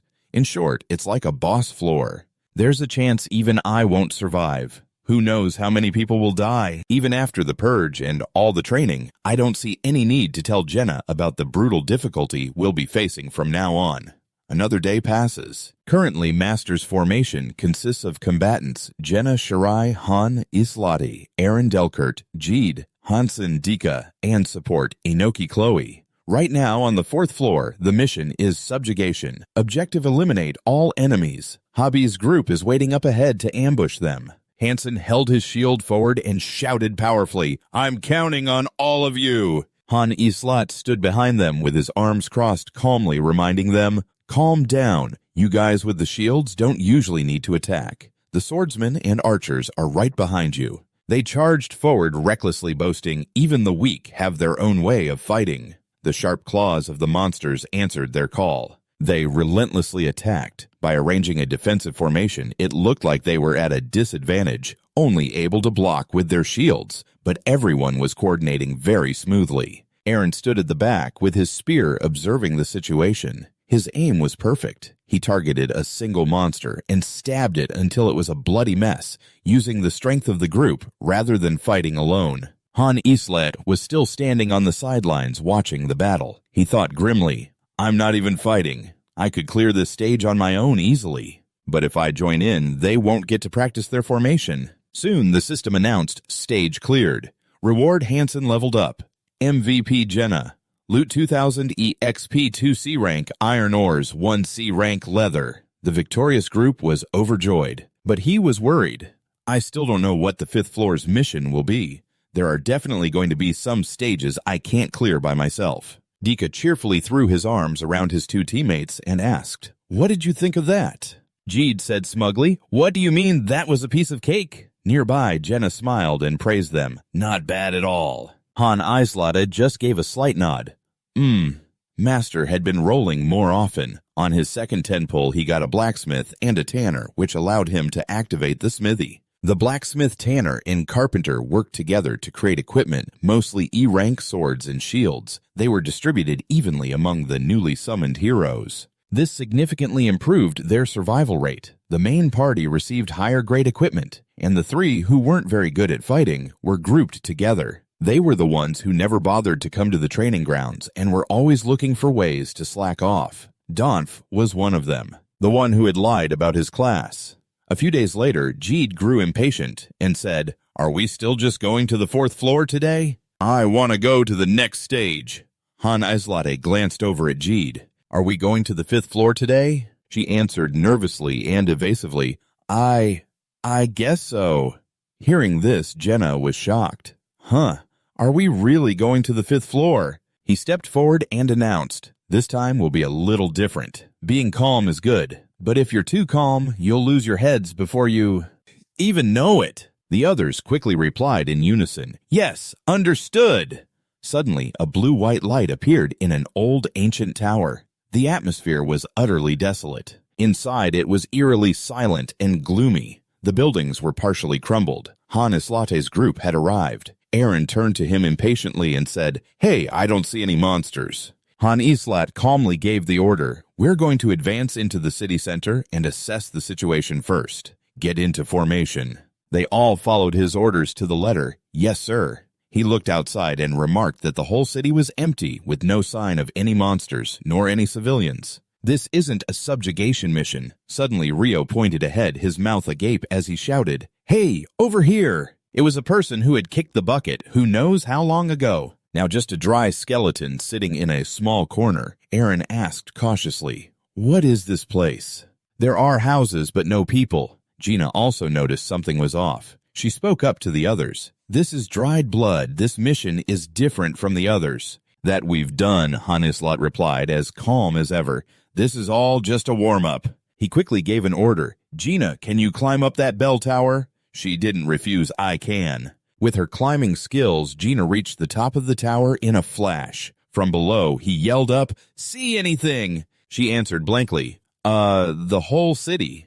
Then she continued to strain her eyes, widening her field of vision. At that moment, she started to sweat and said, "I hope my eyes are deceiving me." Eren impatiently yelled, "What is it? Spit it out." She replied, "Hold on, wait a second." Whatever she had seen her face now clearly showed her fear. She wondered to herself, "Is this going to be okay? Can we even handle this?" Gina quickly reported, "There are a lot of goblins outside the city. It looks like they're heading this way." Han Islat asked, "How many?" She screamed in terror, "Thousands." Indeed, there were countless goblins, their eyes glowing red, their 4 mouths drooling with hunger. They were relentlessly charging toward them. 5th floor survival mission. Objective, withstand the enemy's attack. Hearing this, Eren freaked out. He yelled, "Thousands of goblins. Are you sure you're not seeing things?" Jenna replied helplessly, "I wish that were true." Han Islat calmly told her, "You can come down now." Eren was still insistent, asking, "Is it possible the system is bugged?" Han Islot shot him a look to calm him down.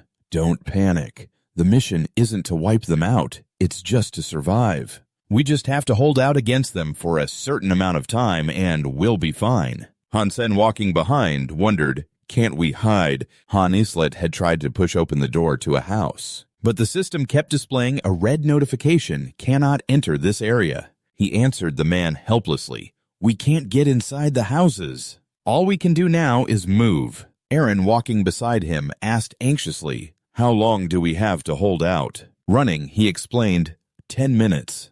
We just need to hold on for 10 minutes after we encounter the enemy. He suddenly stopped, as if he'd thought of something. Then, it's not impossible.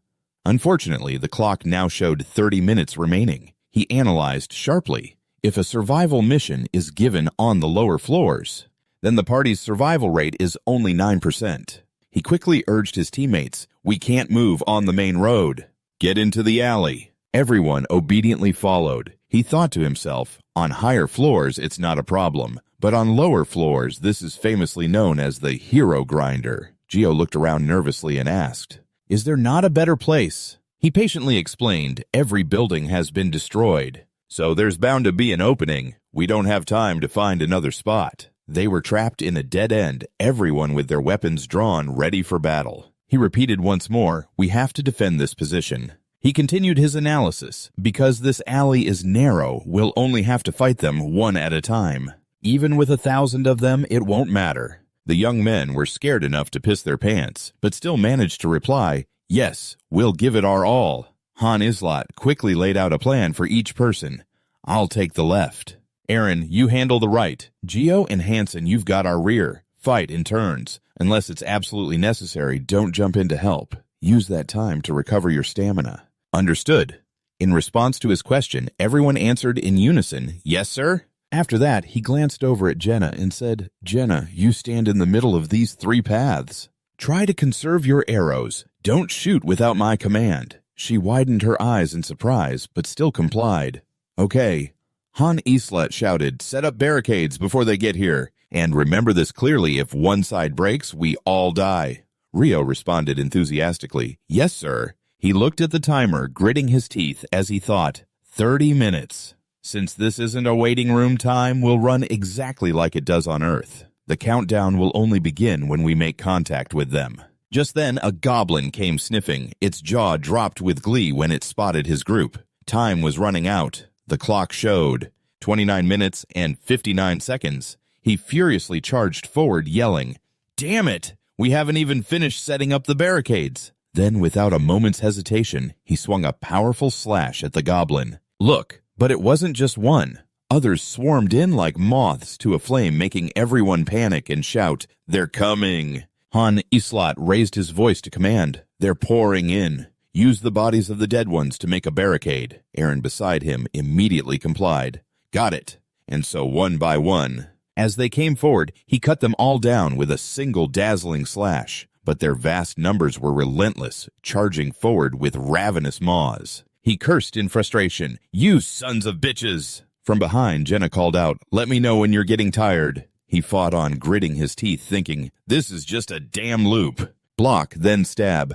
They attack just as stupidly as they look. He laughed smugly. Ha, you bastards! Each powerful slash sent a goblin's head flying. Aaron frowned, sweating as he fought. He asked doubtfully, we just have to hold on for 10 minutes, right? He answered patiently, have I ever lied to you? Time kept ticking by. 26 minutes, 48 seconds left. But the number of stupid goblins just kept increasing. He thought to himself, don't let me die a pointless death in a place like this. At that time, Party 1, consisting of Jenna, Shirai Han, Izrate, Aaron, Delkert Jeed, and Hassan, was in a ruined city. A dusty ancient place where the sun peeked from behind the mountains. A fierce, chaotic battle was raging. Roar, a close-up on a disgusting monster. It opened its mouth wide, revealing sharp teeth and a long, writhing tongue. So disgusting, disgusting die. A sword pierced its head, killing it instantly. Han Sojin, drenched in sweat, his hands a blur of motion, yelled out an order. Jeed switch with Hassan. Jeed, panting heavily while swinging his sword, replied, I can still hold on. Han Seojin turned and snapped, Shut up and switch positions now. Hassan was already in the back, ready to swap. Han Seojin frowned, clenching his jaw. Damn it, he thought. My stamina is still too pathetic. While cutting down monsters, he analyzed his teammates. These guys are still at a low level. On top of that, they don't have any skills. They'll tire out fast if they move around too much. Han Seojin quickly formulated a strategy. One blow is enough. He silently reminded himself, one step at a time. No wasted movements. Conserve as much energy as possible. Stab, slash, then stab again. Even as he strategized, his hands never stopped moving. Simultaneously, Han Seojin shouted encouragement to his team. These monsters are weak. They're just low-level mobs from the first floor. But seeing the swarming horde of bloodthirsty monsters, no one felt particularly motivated. Everyone was screaming in their heads. But the problem is, there are just so many of them, like ants. Someone asked helplessly, don't they feel fear? Arasar! They just keep charging in like it's a suicide mission. Han Seojin ordered again. Next switch. Jeed ran to Hassan's position, calling out, Hassan! Hassan didn't hesitate and replied instantly, I'm on it. On it. The moment they switched was when their defense was weakest. The monsters could exploit that opening for a surprise attack. Han Seojin knew this. This is the most dangerous moment. He immediately looked to Jenna and gave the order, Jenna, cover Jeed. Remember to retrieve your arrow immediately after firing. She had been ready for a while. The moment she got the command, Jenna grabbed her bowspun and fired an arrow. I've been waiting for this, she said. Han Seojin didn't forget to remind her, Jenna, you've still got the goblins at the entrance to deal with. The arrow pierced right through the eye of a monster that was trying to attack the two of them during the swap. Worried she might not have heard him over the noise, Han Seojin called out to make sure, Did you get that? Jenna quickly replied, Yes. Aaron took down another monster with his spear and asked, Hey boss, didn't you say it was only 10 minutes? Without looking back, Han Seojin replied, You idiot.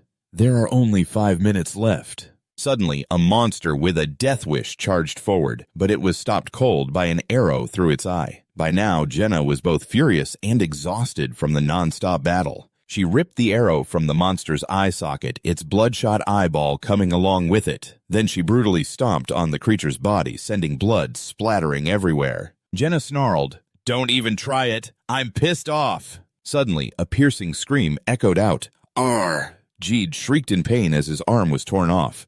At the same time, a system notification appeared. Jeed 1 star is bleeding. Stamina will gradually decrease. Seeing things were getting bad, Han Seojin immediately ordered Jeed switch with Hassan. Hassan moved forward, encouraging his friend. Hang in there, Jeed, Han Seojin urged. Don't think about it. Just take his spot and hold back the goblins. But Hassan still hesitated, looking like he wanted to say something. But Han Seojin turned and yelled, Stop your whining. You'll be healed when we get back. However, it seemed that wasn't enough to calm Jeed as another system message popped up. Jeed 1 star is terrified. All stats decreased by 30%. Crying and trembling, Jeed clutched his gushing arm, whimpering, My arm, my arm. Han Seojin had no time to console him. He swung his sword, cutting down a monster, then turned and kicked Jeed square in the face, shouting, You damn crybaby! He was so furious he swore, Snap out of it. You son of a bitch! Are you trying to get us all killed? It seemed that tough love kick from his captain helped Jeed snap out of it a bit. Though still in shock, he stopped crying and answered, I'm sorry, Han Seojin. So Jin commanded, Jenna, stop his bleeding. Jeed, remember this, Hassan will die if you don't take his place. Biting back the pain, Jeed gritted his teeth and replied, Yes, sir. Suddenly, a dark shadow lunged from behind, exploiting the opening. But as an experienced fighter, Han Seojin instantly spun around and sent the monster to its grave. A murderous glint flashed in his eyes as Hansel Jin kicked the monster back, blocking a few others that tried to charge forward. He cursed, Get back, you damn things. But the monsters were as if on drugs. They knew no fatigue or fear. For every one that fell, 10 more from behind would trample over their comrades' corpses. They rushed toward their prey. A moment later, Hansen shouted a warning. My sword can't hold out much longer. Han Seojin called out, Zit, can you handle it? Zit switched his grip on the sword. He struggled to reply, Yeah, I can. I can still fight. Han Seojin approved. All right, switch out. Then he told Hansen, check your sword. As Han Sojin continued to fight off the monsters, he thought to himself, as expected, even if it's better than a rusty old iron sword, it's still just an ordinary one. He suddenly called out, even if the blade is gone, you can still use it to bludgeon them. With one hand, he swung his sword, cleaving a monster in two, while using the shield in his other hand to block a blow from the side. Han Sojin seized the moment to add, and if you feel you can't use it anymore, you still have your shield. He then turned and ordered Jenna switch places with Eren. Eren insisted on continuing, but I can still... Before he could finish, Jenna charged forward with her short sword and started carving up the monsters. As she fought, she said, just rest while you can. Don't be so stubborn, Han Seojin bellowed. 3 minutes left. We just need to hold on for 3 more minutes. In his head, however, he was thinking something else. Damn it. How can 30 minutes feel this long? Han Sojin yelled, Eren, switch places with Jenna. Seeing how quickly the time went by, Gina replied with a hint of worry. Got it.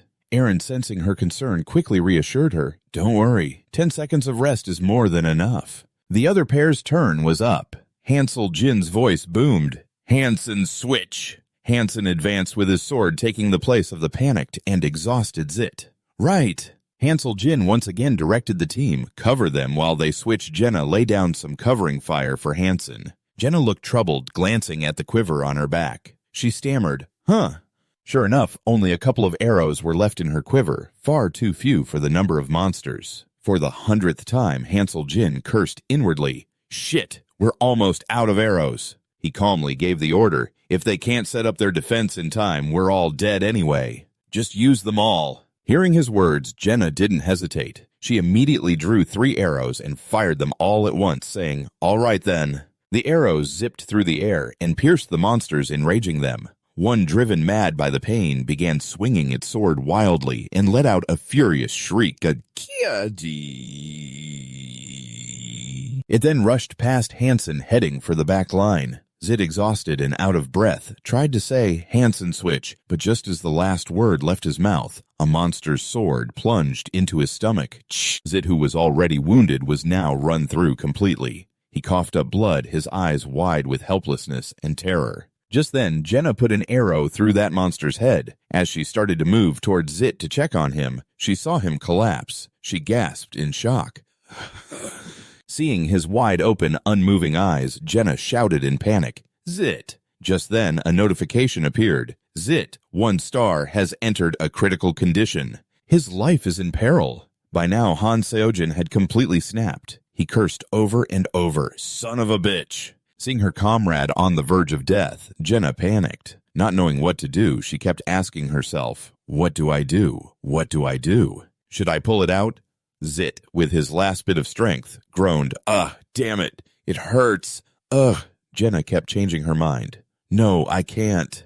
If I pull it out, he'll bleed out. Meanwhile, up front, Hansen was fighting desperately, his body covered in wounds, blood, and sweat. He pleaded, Zit, just help me out a little. Just 30 more seconds. But on this side, another monster lunged with a spear. Hansel Jin reacted instantly, dodging and then trapping the weapon with his arm to hold it fast. With a single grunt of effort, he used his leverage to push back a dozen monsters. They roared furiously. Hark! He ran to Hansen's side and said, Hansen, go take care of the left flank. I'll handle things here. The boy hesitated. But what about Zit? Not wanting Hansen to lose morale, Han Sojin lied. He's just too tired, so he's resting now. Stop complaining and move. Suddenly, a system notification appeared. Zit has returned to the arms of the goddess. His valiant fighting spirit will forever be remembered. Hansen couldn't see the notification, so he trusted Han Seojin's words. Yes, understood. As Han Seojin plunged back into the slaughter, he urged his other teammate. Jenna, Zit's really dead. Let it go for now. Come over here and help me. Though she didn't want to, the urgency of the situation forced Jenna to comply. Yes, sir. Monsters were charging from every direction, forcing Han Sojin to use his shield just to hold them back. With her arrows gone, Jenna had to use her short sword to fight the monsters. As a result, her skills improved. A system notification appeared. Beginner skill short sword mastery has leveled up. Level 3. You have learned the skill Quick Step. Jenna was completely oblivious to this. As she cut down monsters, she asked, how much time do we have left? Hansel, Jin killing without pause, yelled back, I don't have time to look. Just keep killing them. Another notification popped up. The hero's soul has been awakened in a critical situation. Beginner sword and shield mastery has reached level 5. Pain resistance has reached level 2. Composure has increased by 2 levels, reaching level 3. Hansel Jin, now attacking with his shield, tried to rally their spirits. All this weird awakening stuff will be useless if I die here. Just then, Hansen let out a blood-curdling scream. An unwanted notification also appeared. Hansen is losing blood. He will slowly bleed out. He watched the bloodthirsty monsters waiting for him to tire before rushing in to tear him to pieces. Hansen couldn't help but tremble as he begged for help. Bro, save me, please. I don't want to die here. Sobbing, with tears streaming down his face, he used all his strength to scream, Bro! Han So-jin glanced over, gritting his teeth as he assessed the situation. The monsters were already pouncing on Hansen. He screamed in despair, Bro, help me, save me, please! But it was too late. Han Seo-jin decisively called to his 2 teammates to leave. Jenna, Aaron, move with me. Jenna and Aaron still hesitated looking back. But what about Zid and Hansen? Han Seo-jin cut them off. If you want to mourn for them, you have to survive this first. As expected, a familiar system notification appeared. Hansen has returned to the arms of the goddess. His fighting spirit and bravery will always be remembered. In a small, desolate, and dilapidated alley, with broken bricks and rotten wood scattered across the ground, the sound of hurried footsteps echoed through the passage. Han Seo-jin, Aaron, and Jenna stopped running. They stood their ground, ready to fight. Jenna asked pessimistically, Are we going to die here? Hearing this, Han So-jin immediately shot it down. Don't jinx it. Then he gave an order. Jenna, climb the wall behind you. Jenna asked in astonishment, You're telling me to run away by myself? Han Seo-jin explained, What are you talking about? You climb up and I'll follow. The monsters roared as they gave chase. Han Seo-jin shouted, They're here! He yelled, reminding Aaron, Don't just stab them. Han So-jin swung his sword and continued, We won't last just killing them one by one.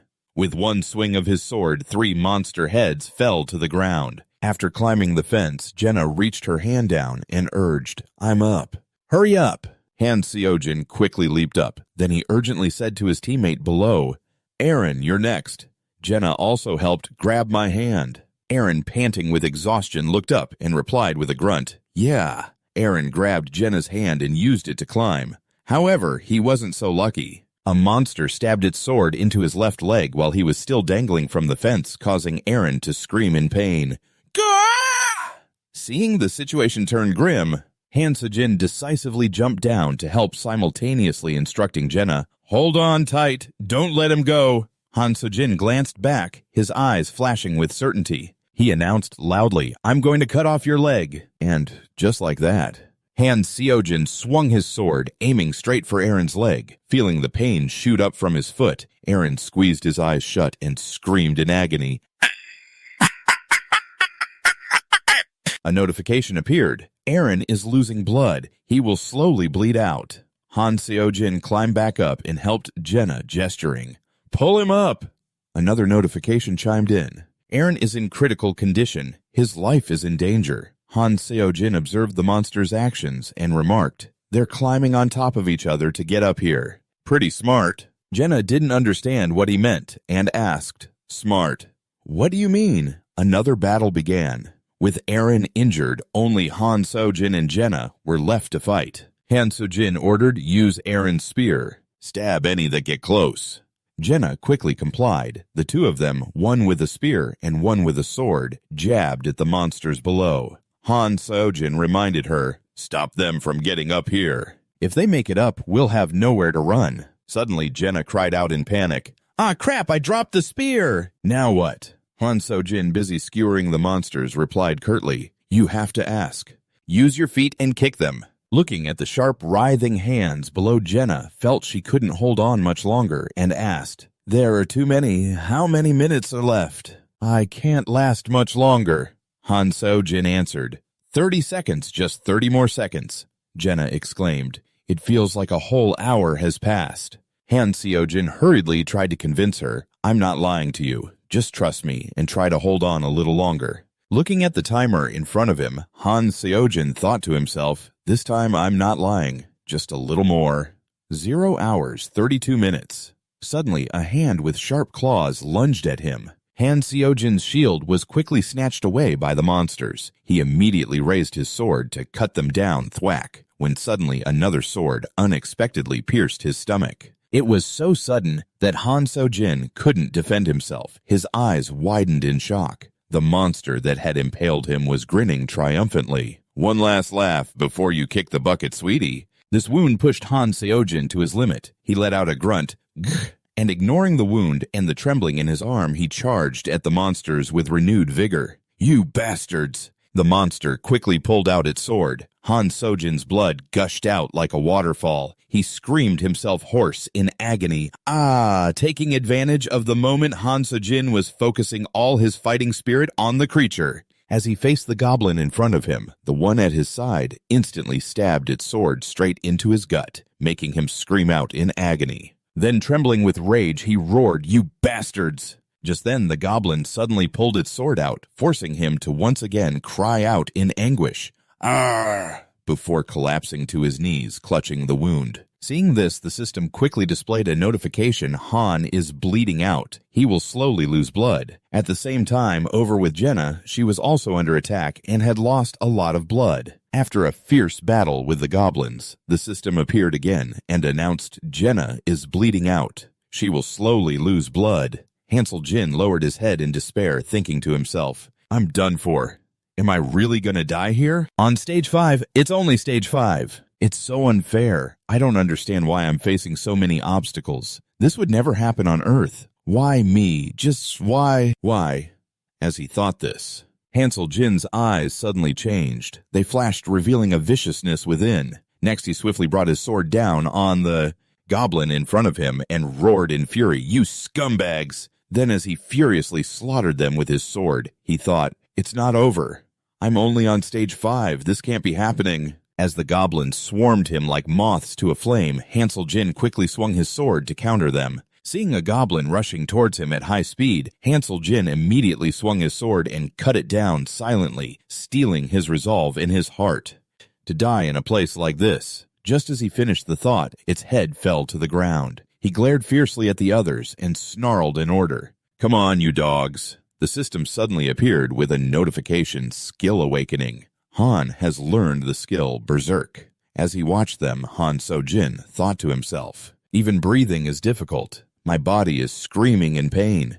But then he roared in fury, "You want to kill me, huh? Fine then, come at me all at once, you bastards." Then he affirmed to himself, "Even if my sword breaks, I won't fall." He then charged in, madly slaughtering them all with his sword until the very moment the blade in his hand snapped from the continuous onslaught of attacks. Then he suddenly thought, "Even if my sword shatters." He took a step forward, silently vowing, "I will not stop fighting." Just as Hansel Jin was about to press forward for a life-or-death battle with the goblins, the countdown timer hit 0 hours and 0 minutes. All of their movements at that moment instantly froze. Even the arm that was about to grab his handsome face stopped mid-action. Right now, they were like a mob of ugly, lifeless mannequins surrounding them. Jenna was completely stunned to see this, while Aaron had his eyes squeezed shut, waiting for some goblin's sharp-clawed hand to claw at his face.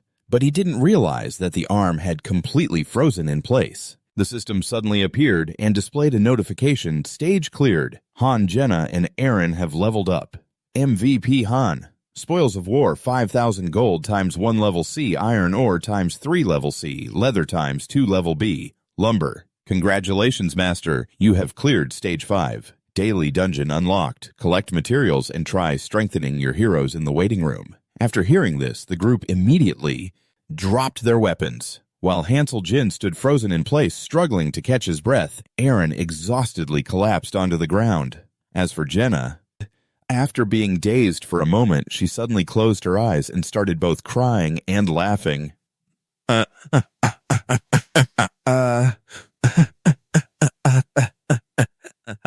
Seeing Hansel Jin still lost in disbelief. Seeing Hansel, Jenna held out her hand and asked in a low voice, "Can you Help me up. I'm exhausted. I can't stand up. She then asked, slightly skeptical, Are we alive? He quickly took her hand and replied, Yeah. Then he pulled her to her feet and said, The waiting room is forming now. So we must have cleared the stage. She couldn't help but exclaim, Stage 5 was that hard. If that's the case, then... He immediately continued, No, this time was an exception. The system was set up so that if one person falls, the others would fall too. We shouldn't have been pushed into such a desperate all-or-nothing situation. If only I had upgraded Zid and Hansen. Later on, if the party is well-trained, it won't be this hard. It was just bad luck we got this type of mission. While we're still weak, she lowered her head and replied softly, Yeah, I understand. Then fell silent. Seeing that Hansel Jin's group had successfully cleared the stage and come out, Dika ran over and praised them, saying, You did great. Then she asked with a smile, Big Sis Chloe has prepared some delicious food. Are Zid and Hansen still in there? He answered sorrowfully in a low voice, They didn't make it. She asked stunned, What? He repeated in a heavy voice, They're both dead. After hearing this terrible news, she could only stand there frozen in disbelief. Suddenly an announcement rang out, Master is calling. Will those whose names are called please step forward? Party 1, Jenna Sia. Han Vislot Aaron Del Caro successfully cleared the stage. As for Zid's and Hansen's cards, they now displayed 2 lines of text, died in battle, in a gloomy room with stone walls on all 4 sides and only a single door. As soon as Han Seojin entered, he collapsed onto the bed, burying his face in the soft mattress. He told himself, I'm not going to cry for those who have fallen. As part of the vanguard climbing the tower, death is a common sight. But now that I think about it, did I really learn the berserk skill?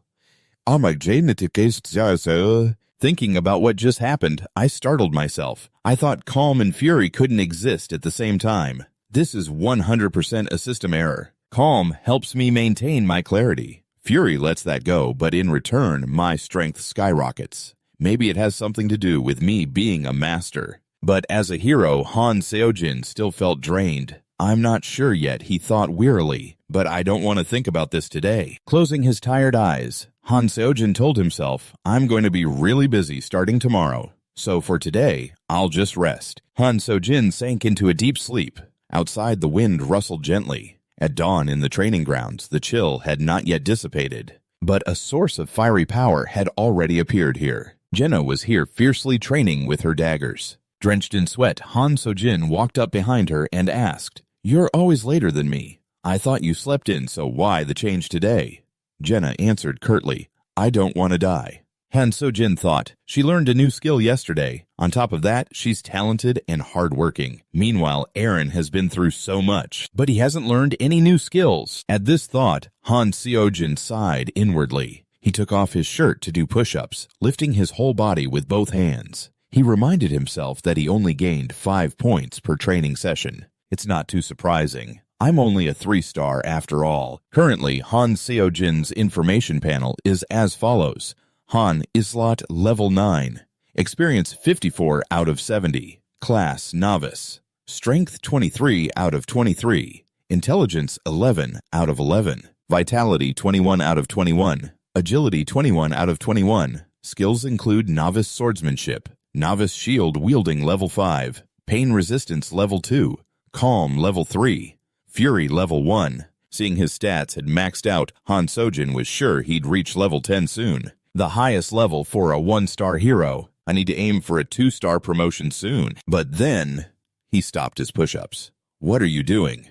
Han Seojin asked Jenna with annoyance. Jenna didn't answer. She ran her hand over his abs with a fascinated look, then exclaimed in admiration, Wow, look how toned you are. Han Seojin couldn't lower himself down. He shouted helplessly, Get your hand off me. Jenna stood up pouting. It's not like I'm going to wear them out or anything. Embarrassed, Han Seojin grabbed his shirt and put it on, saying irritably, They will wear out. He was incredibly disappointed. The more he looked at her, the more he couldn't believe she was like this. Han Seojin was completely bewildered. After everything that happened yesterday, she's still acting this foolishly. Jenna stood still in the wind looking around for a moment. She guessed, Looks like Aaron isn't coming. Han Seo-jin replied in a cold tone, "Just leave him be. He's probably sulking in his room." He was close to those three after all. Jenna lowered her head and rubbed her chin gloomily. Normally, getting up early to train is what you're supposed to do. A hint of sadness entered Han Seo-jin's voice. Dika was the same. Those two love to train. After saying that, he glanced scornfully toward the other corner. Unlike those guys. Total amateurs. In a corner, the other warriors were swinging their swords carelessly and clumsily. Han Seo-jin said in disgust. They're too busy trying to avoid being synthesized. They only pretend to train when the master is around. Thinking of this made Han Seo-jin even more regretful. Zid and Hansen had potential too. If only I had nurtured them more, those two would have been very useful. He said in frustration, the two who were sacrificed yesterday, it should have been some of them. Not them. Jenna could see he was about to explode with anger, so she forced a smile and said, "Come on, let's get back to training." A male voice spoke up from behind them. "Sorry I'm late." It was Aaron, his face twisted in sorrow. He looked racked with guilt. "If only I had been a little stronger." Han Seo-jin coldly consoled him. They couldn't clear that stage because they were just too weak. "It's not your fault." Han Seo-jin looked up at the sky, his thoughts drifting. "It's been a month since I came to this world. It feels like only 10 days have passed on Earth. I can feel everything that happens in this world. In a much better way now. Back in the old days, I used to log into the game 3 times a day, morning, noon, and night, to see what developments might occur. At the same time, I would research strategies to clear different tower floors, making time-sensitive decisions based on difficulty, team composition, and each character's skills." A loud voice cut through Han Seo-jin's thoughts. Isu looked up at the sky, laughing proudly. "Looks like everyone's doing a good job.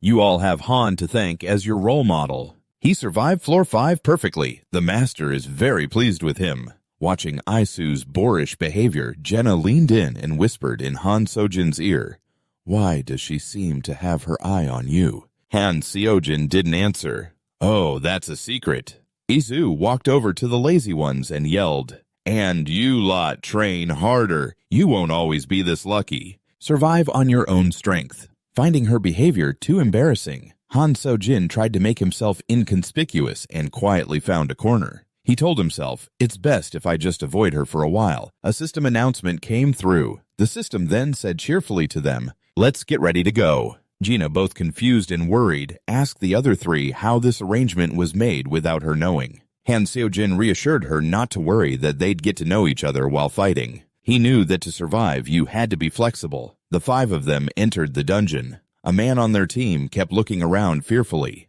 Lines of information appeared on the large door. A dungeon party will be refreshed daily. Daily dungeon collect rare materials. Kendao Forest, 11 o'clock. The lock icon was now open. Han Seo-jin crossed his arms and observed just as he had predicted. "It's unlocked." The teammate worriedly asked Han Seo-jin, are we going to fight with you?" Han Seo-jin asked the man for his name. The man replied, "My name is Owen." He said frankly, "Right now our physical condition won't be of much help." Han Seo-jin quieted him. "Don't worry, you guys won't have to do much fighting." The dungeon door flashed with light, and the entire team was brought inside.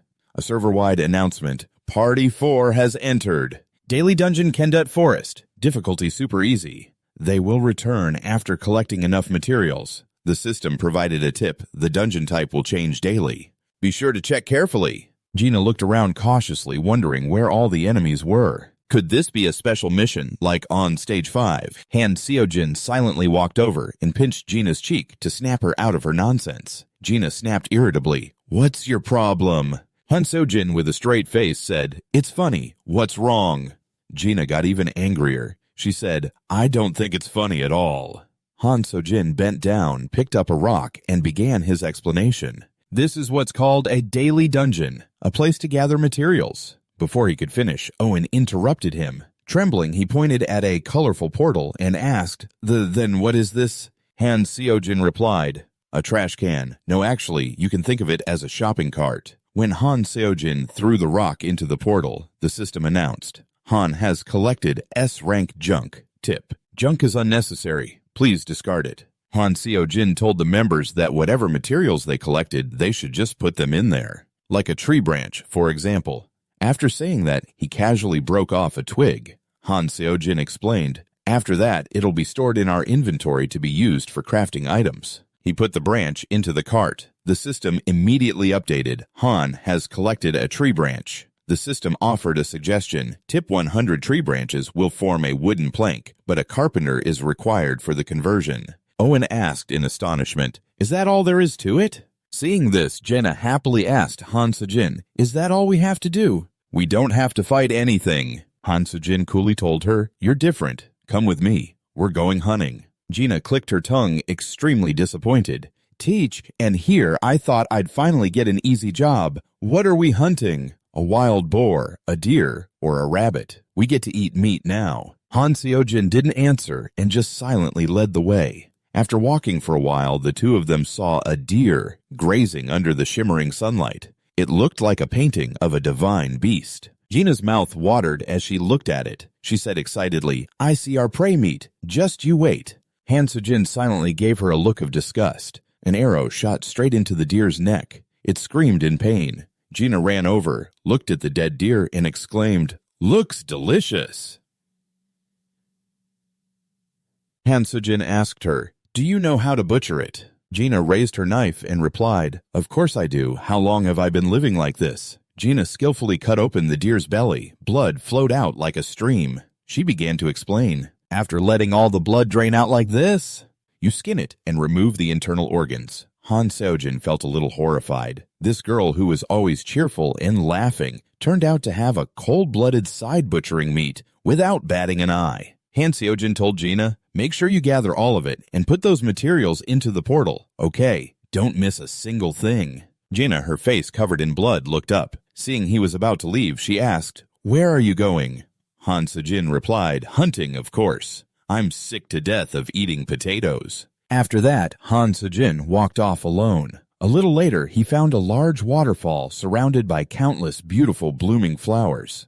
Han Sejin looked at the countdown timer. "About 30 minutes left. After the time runs out, the entire team will be automatically recalled." He looked ahead. A herd of beasts was drinking by the lake. The leader of the pack looked different from the others. "Found it." Han Seojin was secretly delighted. What Han Seojin was looking for was the Forest King, a rare monster that only appears in low-level stone forest dungeons. Its attributes are used as materials for rank up. It doesn't always drop after defeating the monster. It's easiest to find in areas with high estimated drop rates. Han Seojin dashed forward. Hearing the noise, a deer looked up. Its head was sliced off before it could even register what was happening. Another deer saw the human attack and charged, trying to gore the intruder with its antlers. Han Seojin leaped high into the air and swung his blade multiple times. The other deer was sliced into many pieces. The Forest King approached Han Seojin, its rage blazing. The atmosphere became incredibly tense.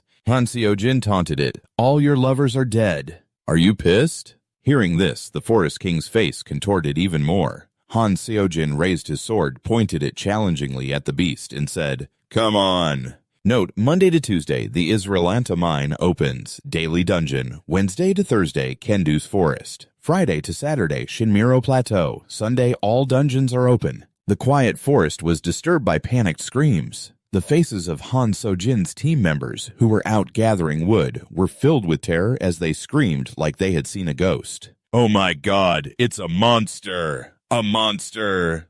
Owen, infected by the fear of those around him, turned and squinted to get a better look. After a moment, he stammered, No, it's not." He gasped in astonishment at the sight of the soot-covered young man before him. "You're Han." Han Seojin was carrying the head of the Forest King with a bowl of its blood in his other hand. He asked irritably, "You guys don't recognize me." Han Seojin threw the Forest King's head to the ground. In its lifeless eyes, a single tear still lingered at the corner, as if it had met an incredibly painful end. Gina's jaw dropped in amazement at the trophy before her. "How can a deer be that big?" Han Seojin said grimly, "I'm exhausted, so give me a hand." While they were resting, Han Seojin asked her, "How many did you catch?" Gina, who was collecting the king's blood, casually replied, 2 deer and a wild boar. Everyone in the waiting room can eat as much as they want." She looked at the Forest King's head disappointedly and asked, "But why'd you bring its head back? It's not like it's any good to eat." Han Seojin explained. I couldn't cut off its antlers. While butchering the meat, Gina noticed something interesting.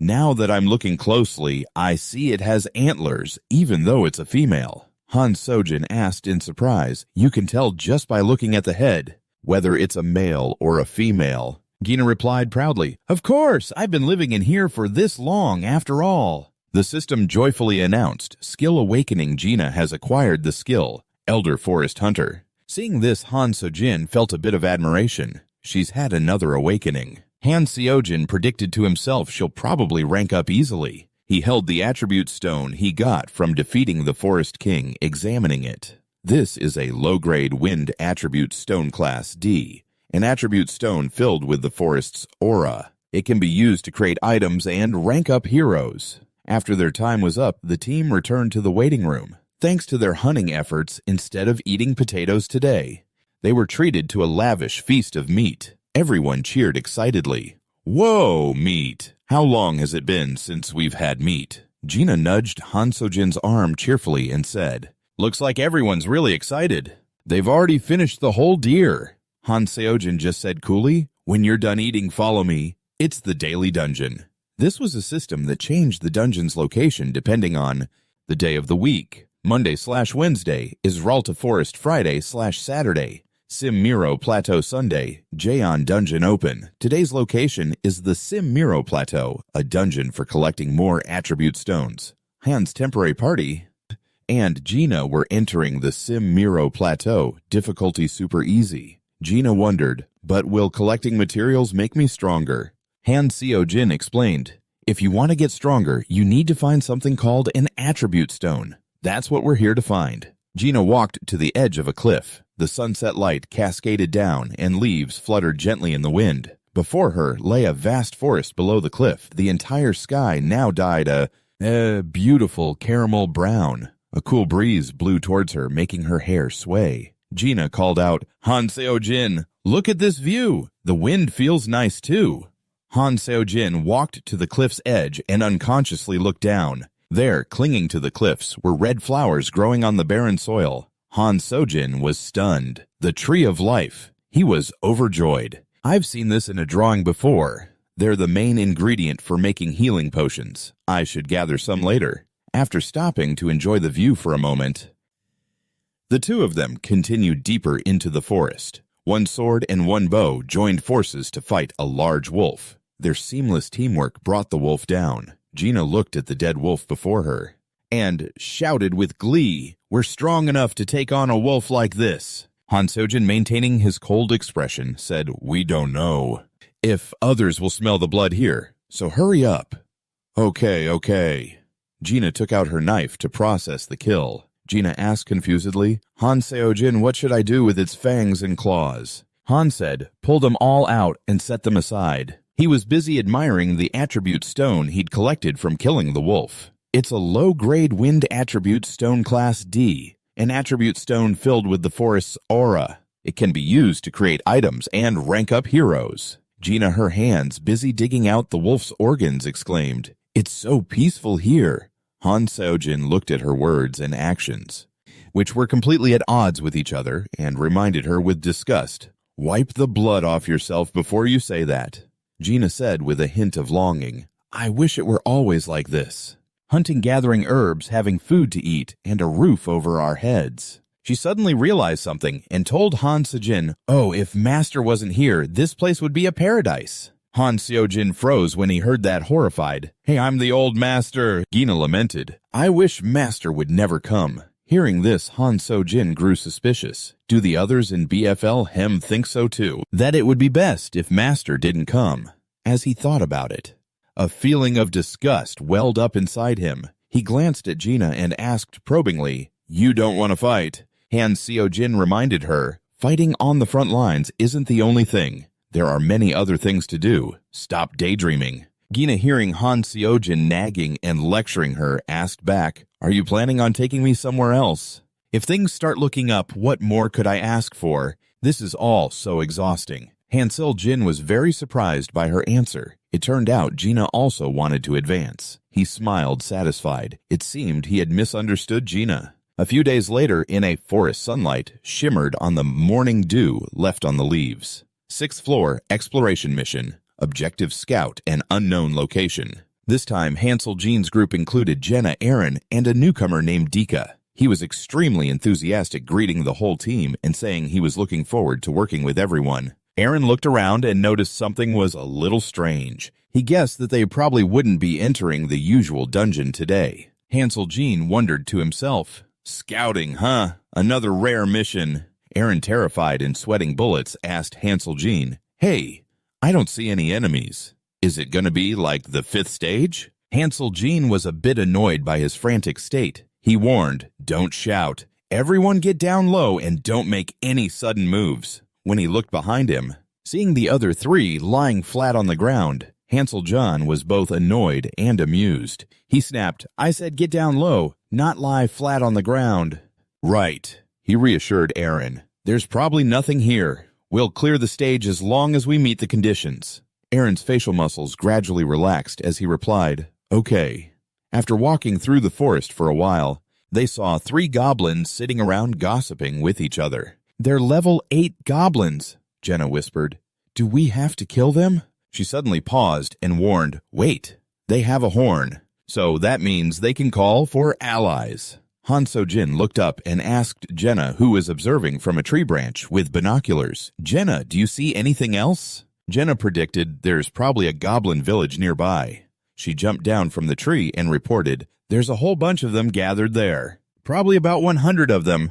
Hansel Jean grew suspicious. He told his teammates, "It's like they're trying to trap us. They'll ambush us if we charge in without scouting properly." Hansel Jean gave an order, "Jenna, shoot the goblin on the right." "Hey, Aaron," he said, "you just throw your javelin at the goblin I drive towards you." The 2 of them nodded and replied in unison, "Got it." Hansel Jean then turned to Dika. As for Dika, he was extremely tense. He instructed, "If anything happens, jump in and help us." Dika tried to suppress his trembling and replied, "Yes." Jenna fired an arrow that flew with wind-splitting speed. 1 goblin was headshot. The one next to it shrieked in horror. While it was focused on its slain comrade, Aaron silently approached and plunged his spear through the unfortunate goblin's brain. The last goblin was calmer. It took out its horn and was about to blow it when a black shadow flashed next to it. A powerful slash cut straight across its head. As the final one fell, Han Seo-jin said to it, "I'm not letting you call for reinforcements." Just then, a system notification appeared, "Stage cleared.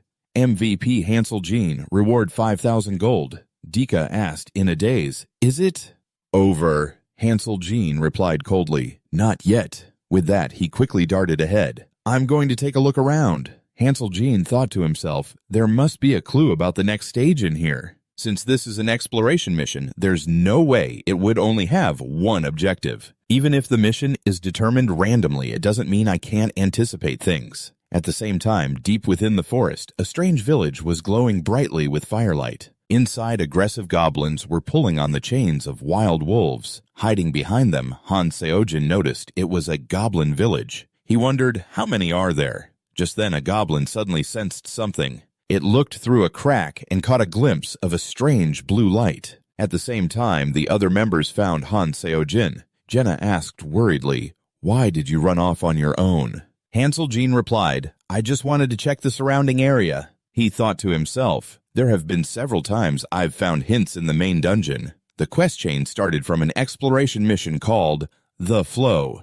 I still don't understand what flow means here. He wondered if what he had just seen might be a hint. This is so annoying. Han Seo-jin stroked his chin thoughtfully. "It's not time for the flow to appear yet. This is earlier than I thought." Just then, Chloe came running frantically, calling out, "Master Han, there's a big problem." She said with a tremble, "Some very strange people have arrived." Han Seo-jin said coldly, "This isn't the first time." Chloe then explained the situation. "These people are different from the ones before. They're carrying weapons, and the atmosphere around them is very strange." Han Seo-jin's eyes filled with killing intent as he hissed, "They're here." He still remembered that group clearly. Summon high-tier hero. Suddenly, a series of notifications appeared. A link to the Wolf's main mercenary guild has been created. You have noticed that the link between the 5 summoned beings and yourself is a very strong one. Tip: When a single pull yields multiple heroes, it is very rare to summon heroes who knew each other before being placed in a party. It is best to let them fight individually to maximize their strength. Hansel Jean quietly asked, "Isomatter, did you use money?" Isomatter replied, "That's right. He bought the new player summon pack for $50, 2,500 gems, and 50,000 gold, huh?" Time to read. Seeing this, Hanso Jin thought to himself, so these people were summoned using a premium summon pack. If it were me, I would have used my pulls before clearing stage 5 and grouped them all into one party. Then he gently instructed Chloe, "Go back to the kitchen. They're not going to eat you. They're just a little unusual." After that, Hansel Jean announced loudly, "Disband the party. No matter how special the newcomers are, it won't change much." Hearing this, Aaron couldn't help but be shocked. The next day, the town streets looked unusually deserted. On the other side of the street, a long-haired girl was leaning against a wall, looking incredibly cool. Her jet black hair fluttered in the wind, and her eyes were sharp. Suddenly, Jenna came running over and called out a greeting. The flustered black-haired girl returned the hello. Jenna took the lead and introduced herself. "I'm Jenna Sarai. What's your name?" The black-haired girl replied, "My name is Edith Cullen." While she was at it, Jenna advertised her brother. "This good-looking guy here is a little grumpy, but he's actually pretty kind-hearted." Hansel Jin was so embarrassed, he wanted to find a hole to crawl into. He growled in a low voice, "Shut it!" Just then, information about the girl in front of him appeared. Edith Cullen, level 1 with experience not exceeding 10. Class Thief. Strength 13 out of 13, Vitality 14 out of 14, Agility 17 out of 17. Skills include Beginner Short Sword Wielding level 3, Beginner Archery level 1, Quick Move level 1.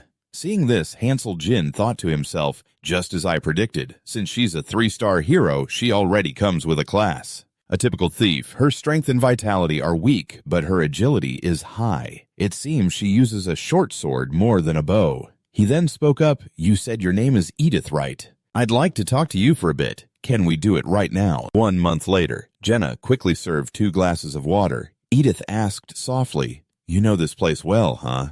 Hansel Jin replied, "There are some things I know, but not everything. What about you?" He asked, "Do you remember how you got here?" Edith said in a low voice, "I don't really know either. The only thing I do know is..." Edith recounted the situation. "I was summoned here to fight. That's all. The more I try to remember, the more my head splits with pain." Hansel Jin pressed on, "Do you understand anything about synthesis or other things like that?" Edith unconsciously mumbled, "Synthesis, sacrificing one card to strengthen another." Seeing this, Hansel Jin thought, "Just as I figured. The amount of information they know, and depends on their rank when they were summoned." He then said, "Looking at your clothes, I can guess you used to be a mercenary." Edith answered honestly, "I was part of a mercenary guild, Wolf's Mane." Hearing that, Jenna looked intrigued. "Wolf's Mane, huh?" Edith recounted in a low voice, "It's a pretty cool name. I remember I was on a mission in Hansi, but when I woke up, I was here." Hansel Jin thought to himself, considering she's a 3-star hero, she must be a higher rank than the other mercenaries. Evan Dezark Edith Carlin Tenen. Even though she's a mercenary, she's still different from Manhwa. Is it because she's a hero? Just then, Jenna clasped her hands, her eyes sparkling. "That sounds so cool!" Faced with her enthusiasm, Edith was momentarily flustered. "Really?" she said in a low voice. "But now..." Suddenly, a voice rang out. "Evan Dragon, Wei Benin, Edith Master is calling for you all. Get outside now." Hansel Jin pointed outside and said quietly, "Looks like you and your friends are being called out to the square." At that moment, a tall, dark, and possibly stinky man asked boisterously, "Who is it?" He shouted aggressively, "Who's calling my name?" Just then Edith stood up and said softly, "It seems Master is calling for us. Let's go." Meanwhile, the man bit into a piece of meat and growled, "It's been a long time since I've tasted meat. I want to see for myself what that guy looks like." After that, he turned and left. He didn't forget to slam the door to look cool. Seeing this, Chloe said worriedly, "That person said he wanted to eat meat and took the whole leg with him. If cooked properly, that would have been enough for 5 people. Hansel Jin also stood up and said quietly, "Well then, we'll just have to make him give it back. Let's go to the square." Jenna immediately got into a ready stance. Just then the system displayed a notification. Party 5 will be renamed to Wolf's Mane. Arrange party. Selection is drag and drop hero. In the blink of an eye, a new notification appeared. Adding hero to Wolf's Mane. Evan Dragon Wei Benin Edith. The 3-star Evan has been chosen as the leader of Wolf's Mane. A boy named Owen cried out worriedly. They look strange. They're carrying weapons. I'm carrying a weapon too, the boy said, trembling. But I just have this feeling. Hansel Jin finished his sentence. That they're bad people, huh? Owen immediately replied, Yes, that's it.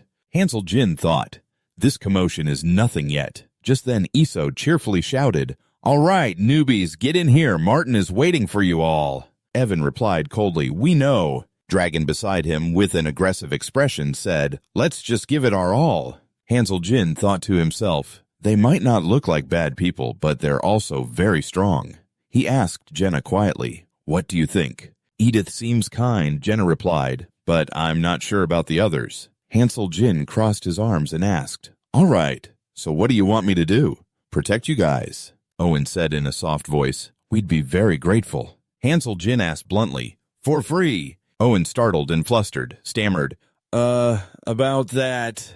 You think you're so strong? Han Soo-jin smirked and said, Weren't you the ones who were looking down on training just a while ago? So why are you here now asking me for help? If they look so strong, then get on your knees and worship them. Isn't that the survival tactic you people always use? He thought to himself, Forget Aaron. These guys are even worse than Dika. They always slack off on training and just eat all the meat that Jenna hunts. They could have learned to trade from Chloe or other artisans, but these guys just pretend to be trying hard to avoid getting synthesized. Han Seo-jin stared with murderous eyes and growled, Get out of my sight before I get pissed. Han Seo-jin glared, his killing intent radiating around him without concealment. He threatened in a low voice, Get lost before I lose my temper. That guy named Owen flinched, terrified by Han Seo-jin's powerful aura, sweat pouring down like rain. Han Seo-jin's group stood still, watching the losers scramble away after failing to get what they wanted.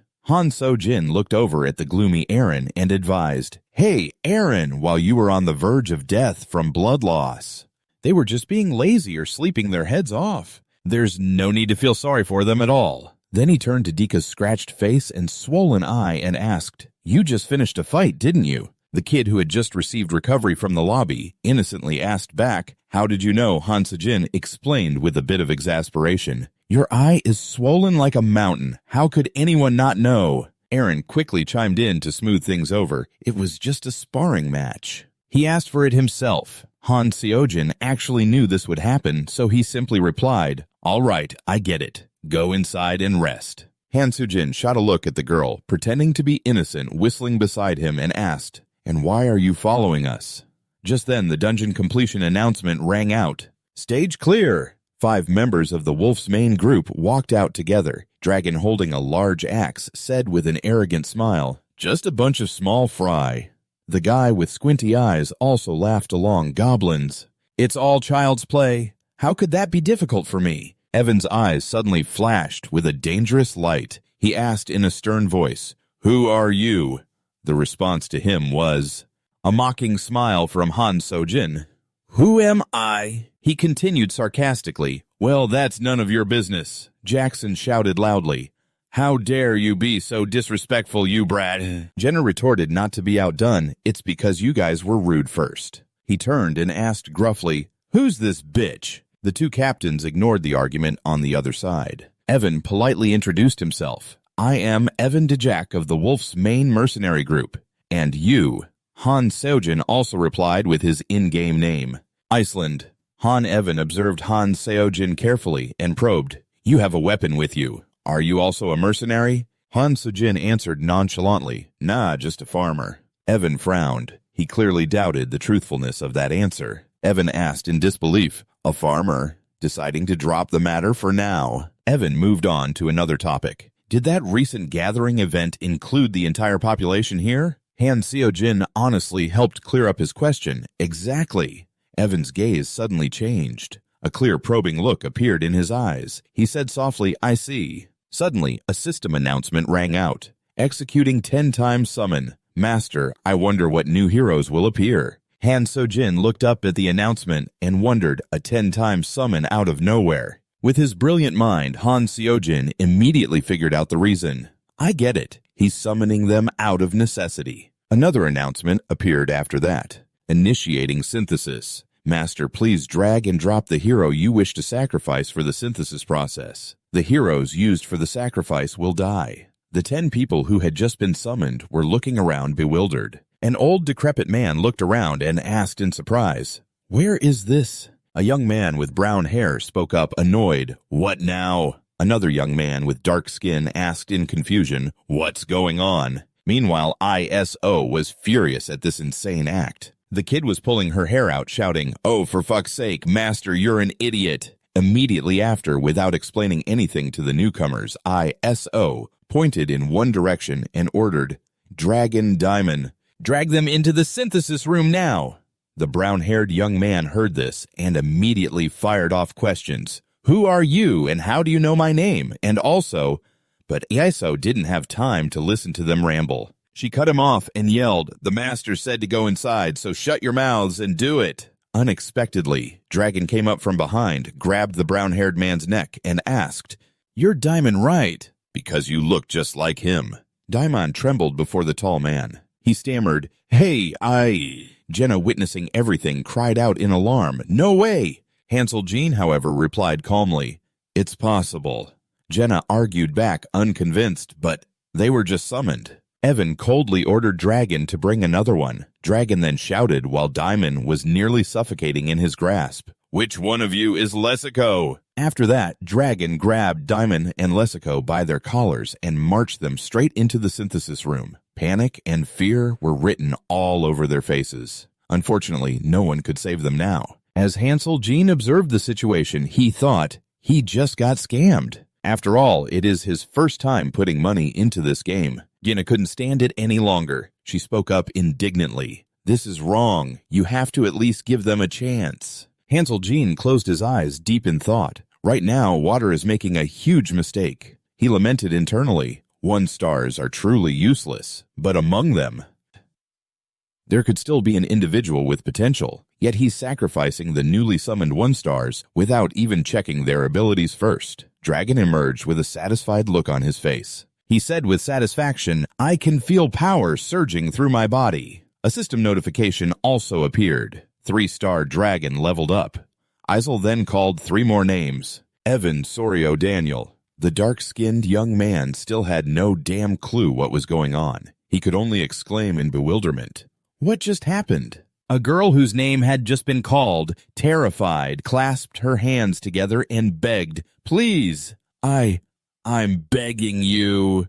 The others began scrambling to escape this place, trying to save their own lives, but Evan shouted an order, "Cut off their escape, catch them, don't let anyone get away." His cronies immediately drew their weapons ready for the hunt. Evan glanced at the only girl on their team and questioned her sternly, "What are you waiting for? Are you a member of the Wolf's Mane or not?" Edith Cullen remained silent. After a moment of thought, she finally squeezed her eyes shut, having made a difficult decision. Edith Cullen slowly drew the short sword from her back. Hansel Jean suddenly suggested, "Isol, give the master a hint. Even if they're 1 stars, it's a waste to fuse them without testing them first." Isol hurriedly took out her tools and said, "Give me a minute." A few seconds later, a notification sounded. 1-star heroes may also have some potential. Instead of synthesizing all of them, please take at least a moment to review them. Hansel Jean closed his eyes, recalling some things. "I've been through a lot since I came here. Enough has happened to change a person." Dragon angrily rushed in front of Hansel Jean, threatening, "Who the hell do you think you are, sticking your nose in our business?" Hansel Jean smiled calmly and said, "Sticking my nose in, I was just offering a little advice." His expression turned grim, his gaze growing colder. Hansel Jean smirked provocatively. "What's wrong? Did I hit a nerve?" As expected, the hot-headed dragon flew into a rage. He spun around, swinging the axe in his hand and cursing, "You son of a bitch!" Suddenly, an arrow flew from behind, whistling through the air. Dragon barely managed to dodge it. Gina still had her bow drawn, aimed right at him. She said sternly, "I missed on purpose that time." Veins bulged on Dragon's face. He gritted out through clenched teeth, "You bitch!" Evan frowned, displeased. "Did you just draw your weapon against us?" Edith Cullen spoke up, trying to intervene. "That's enough. Stop this, Evan. It's too late." Evan, annoyed, shoved her with his elbow and yelled, "Shut up!" He pointed the tip of his sword directly at Hansel John. Then he asked arrogantly, "Do you have any idea who we are?" Hansel Jean crossed his arms and replied confidently, "I know exactly who you are." He stared at them as if they were insects. Hansel Jean smirked contemptuously and added, "A bunch of trash." Instantly, 4 pairs of hateful, angry eyes stared daggers at him. At the same time, a series of notifications popped up. 3-star Evan is displaying hostility towards 1-star Han. 3-star Dragon is displaying hostility towards 1-star Han. 3-star WAP is displaying hostility towards 1-star Han. 3-star Benin is displaying hostility towards 1-star Han. 1-star Han and the Wolf's Mane are now enemies. Please monitor the relationship between these heroes carefully. Izol quickly held up a hand to stop them. "Stop it right now. War between heroes is forbidden. Do you want to be punished by the master?" Hansel Jean looked at Isol and countered, "I don't think it's forbidden." Isol struggled to reply, "Well, it's not forbidden, but—" Before the girl could finish, Hansel Jean glared at the Wolf's Mane and questioned them. "Correct me if I'm wrong. You're not really mercenaries, are you?" Evan frowned. "What nonsense are you talking about? Of course we're real mercenaries. We only act when we're hired for a job." Hansel Jean immediately refuted him. "Nonsense." He stated with certainty, "You're a bunch of bandits." It seemed Hansel Jean's words had hit their mark. Evan quietly seethed. The scar by his eye made his face twist into an ugly expression. Evan said, "You're crossing the line." "Are you that eager to die?" Hansel Jean ignored the pathetic threats. He said to Isol, "Hey, Isol guys like this are just dead weight. Even if their level is high, sometimes you still get some heroes." With his malevolent nature, the summoned Hansel Jin continued his explanation. "Not only do these guys disrupt the order of the waiting room, but they also reduce the efficiency of clearing stages. In other words, they're just trash that needs to be disposed of." Isu said awkwardly, "But," as Hansel Jin confidently ordered, "Open the one-on-one duel system." A notification appeared just as he'd said. Han 1-star challenges Evan 3-star. A one-on-one battle. Tips. A one-on-one battle is a way for heroes to resolve conflicts with each other. With the consent of both parties, they can bet on special terms. Staring at the arrogant finger pointed at him, Evan asked in confusion, "I've never met a psycho like you before. What did we do wrong for you to go this far?" With clear hostility on his face, Hansel Jin replied bluntly, "Because you're all just trash that needs to be thrown out." Hansel Jin recalled their actions and analyzed, "Nobody wants you here. A moment ago, one of you even asked about the population of this area. That's because it would be extremely troublesome if there was someone strong enough to deal with you. That was your fear. And as soon as you were certain there was no one who could stand against you, you immediately made your move." He finally concluded, "Even the newly summoned 1-star heroes aren't enough to satisfy your appetites." Am I right? Evan suddenly burst out laughing and shot back, "Oh ho, so you're saying you're ready to be sacrificed?" Gina, bewildered, asked, "What's going on?" Hansel Jin replied gently, "It's not complicated. If I win, I absorb him. If he wins, he absorbs me." Hearing these words, Evan smirked victoriously as a system notification rang out. Evan 3-star has accepted the duel. The condition for the hero's wager is synthesis. Agreed. With a firm grip on his sword, Evan flashed a smug smile and said, "Let's do this." Hansel Jin confidently pointed at his opponent and ordered, "Let the match begin." A system notification rang out at the same time. Evan 3-star has accepted the duel. The hero's wager is synthesis. Do you agree? Yes.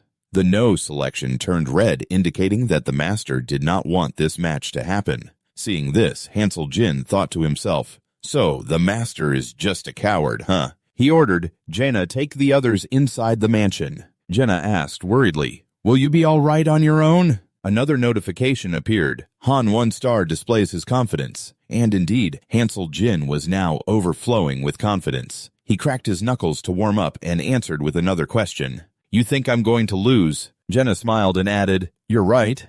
The duel notification panel appeared once more. Evan 3-star has accepted the duel. The hero's wager is synthesis. Do you agree? Yes/no. This time the yes selection turned red. The master had agreed for the duel to take place. Immediately after, another notification appeared, the one-on-one duel between Han 1-star and Evan 3-star. Will begin now. Hansel Jin set the rules for both sides. The match ends when one of us surrenders. Do you agree? Evan agreed cheerfully, as you wish. He then declared with immense confidence, I won't kill you though. After all, I still need a fresh sacrifice. Han Sojin requested, Isu conceal us. Don't let that guy interfere with this duel. Isu asked worriedly, will you be okay? Suddenly, Evan rushed forward, sword in hand, right in front of Hansel Jin and cursed, you idiot. It's already started and you haven't even drawn your sword. Hansel Jin just stood there. He was lost in thought. If I only look at the stats facing this guy isn't a good idea. Watching Evan get closer second by second, Hansel Jin calmly analyzed his power. He's at level 2, his strength stat is about to hit 20. And his beginner-level swordsmanship has already leveled up to phase 3. Suddenly, Evan's eyes widened, his pupils shrinking in utter shock. Hansel Jin's train of thought also abruptly shifted. However, a few more notifications appeared. Han 1-star has entered a berserk state.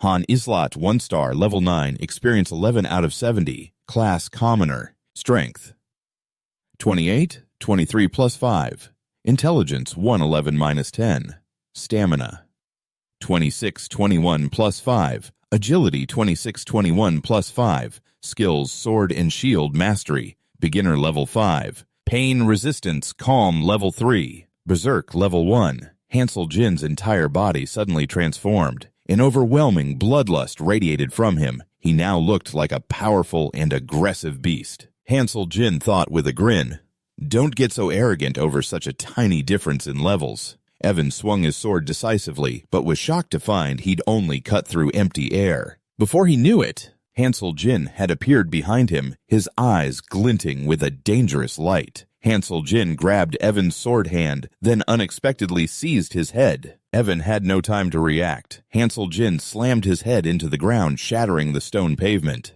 Evan was completely stunned, his eyes filled with bloodshot veins. Hansel Jin slowly drew the sword from his back. He twirled it playfully and said nonchalantly, this thing is perfect for dealing with guys who don't know their place. With that, Hansel Jin plunged the sword into Evan's shoulder, his voice rising as he lectured, if you make another stupid move like that, you'll die instantly. Evan screamed in pain, ah! Han Seojin leaned down close to Evan's ear, a mysterious smile on his face, and demanded, say it, surrender. Blood gushed from Evan's nose and mouth. Terrified, he whispered, I surren. But before Evan could finish, Hansel Jin twisted the sword with his foot, driving it deeper into his body. Speak up, I can't hear you!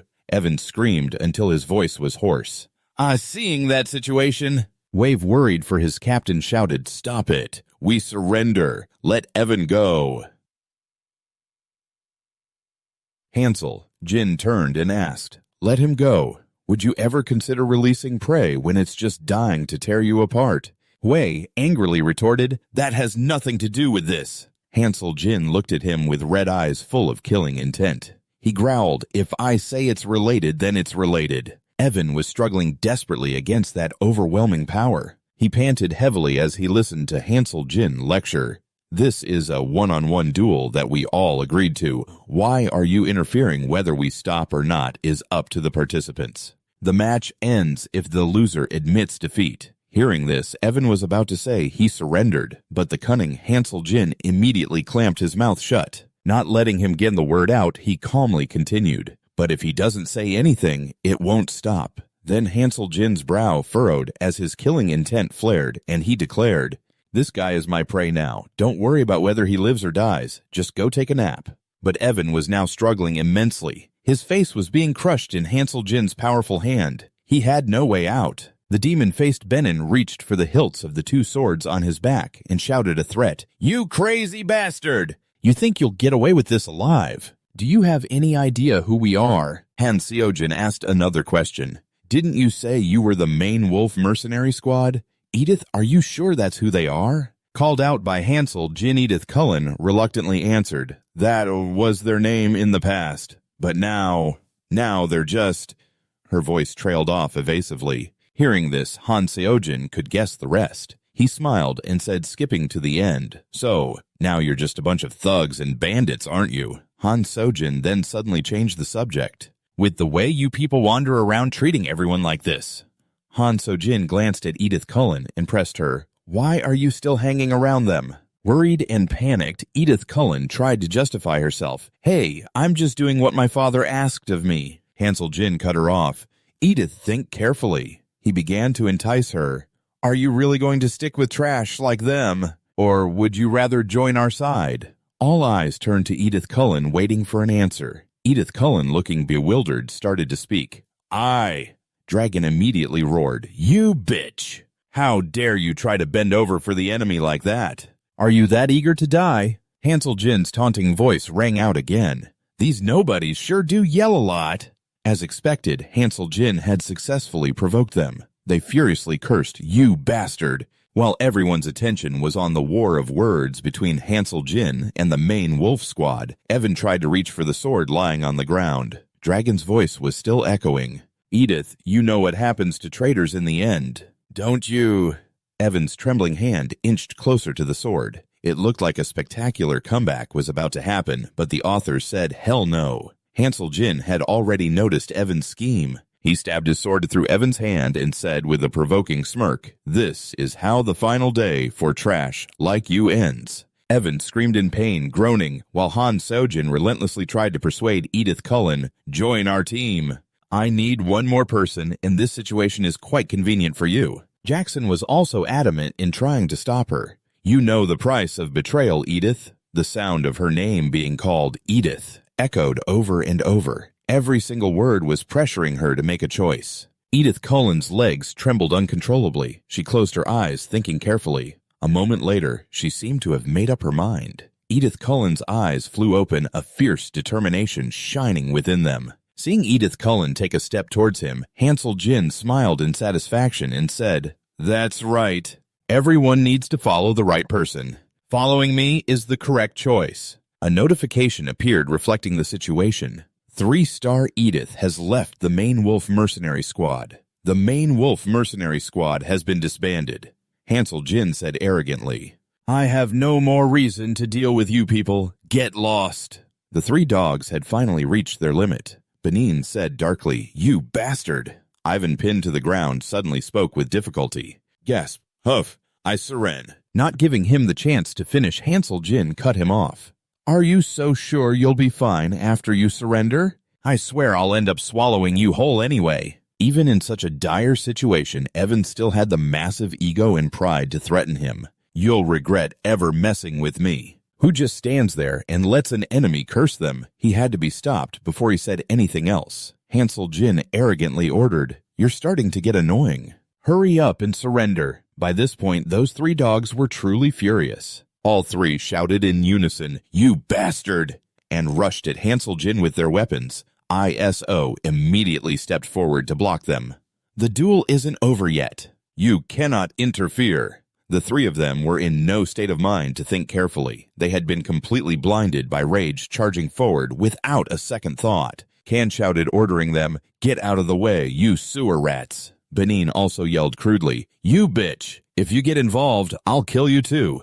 It seems Hansel Jin's plan to provoke them has succeeded. He thought with contempt, "All right, you idiots are so stupid." Hansel Jin looked at the 3 morons as if they were already dead. He slowly uttered his final farewell, "Goodbye."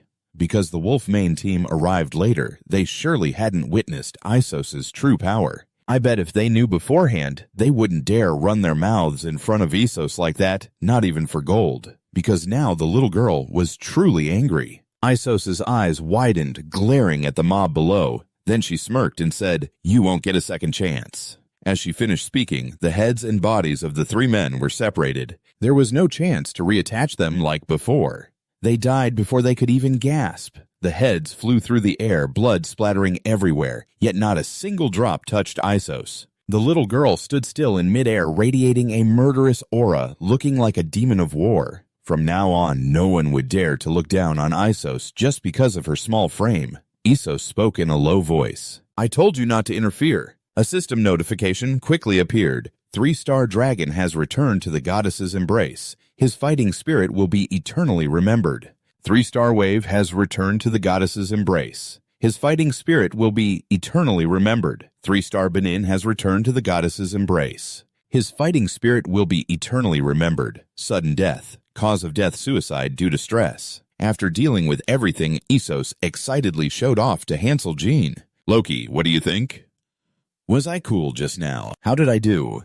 Was it good enough? Hansel Jean praised her with satisfaction. You did great. Evan, after witnessing the entire event, was so shocked he couldn't speak. With no other option, Evan said in despair, I surrender. Hearing that, Hansel Jean immediately dispelled all transformations on his body. As his hair returned to its original state, a system notification chimed in. 1-star Han has been released from the berserk state. Hansel Jean suddenly felt a bit dizzy. He thought to himself, my head hurts. Is this a side effect of being berserk? I think I should limit using it unless it's a real life or death battle. The battle concluded. The system announced 1-star Han has defeated Evan. 3-star in a one-on-one duel. Evan will now be synthesized. At that moment, Isos reported anxiously, Master is tapping the screen. Indeed, the Master was repeatedly tapping the screen, seemingly in a great hurry. Hansel Jean knew exactly what the Master was thinking. He looked at the fallen Evan in his hands and told Isos directly, he wants to cancel the synthesis you see. But in that case, he shouldn't have agreed to this duel in the first place. It seems like he doesn't even know about the existence of the one-on-one duel system. What a noob. No money to top up his account, and he sucks at the game too. But a bet is a bet. The system's electronic voice rang out. 1-star Han has leveled up. Sword and shield proficiency beginner and pain resistance have been enhanced. Stepping out of the synthesis room, Hansel Jean wondered nonchalantly, this doesn't feel too bad, does it? On the contrary, Isos was completely bewildered and overthinking. What should I do?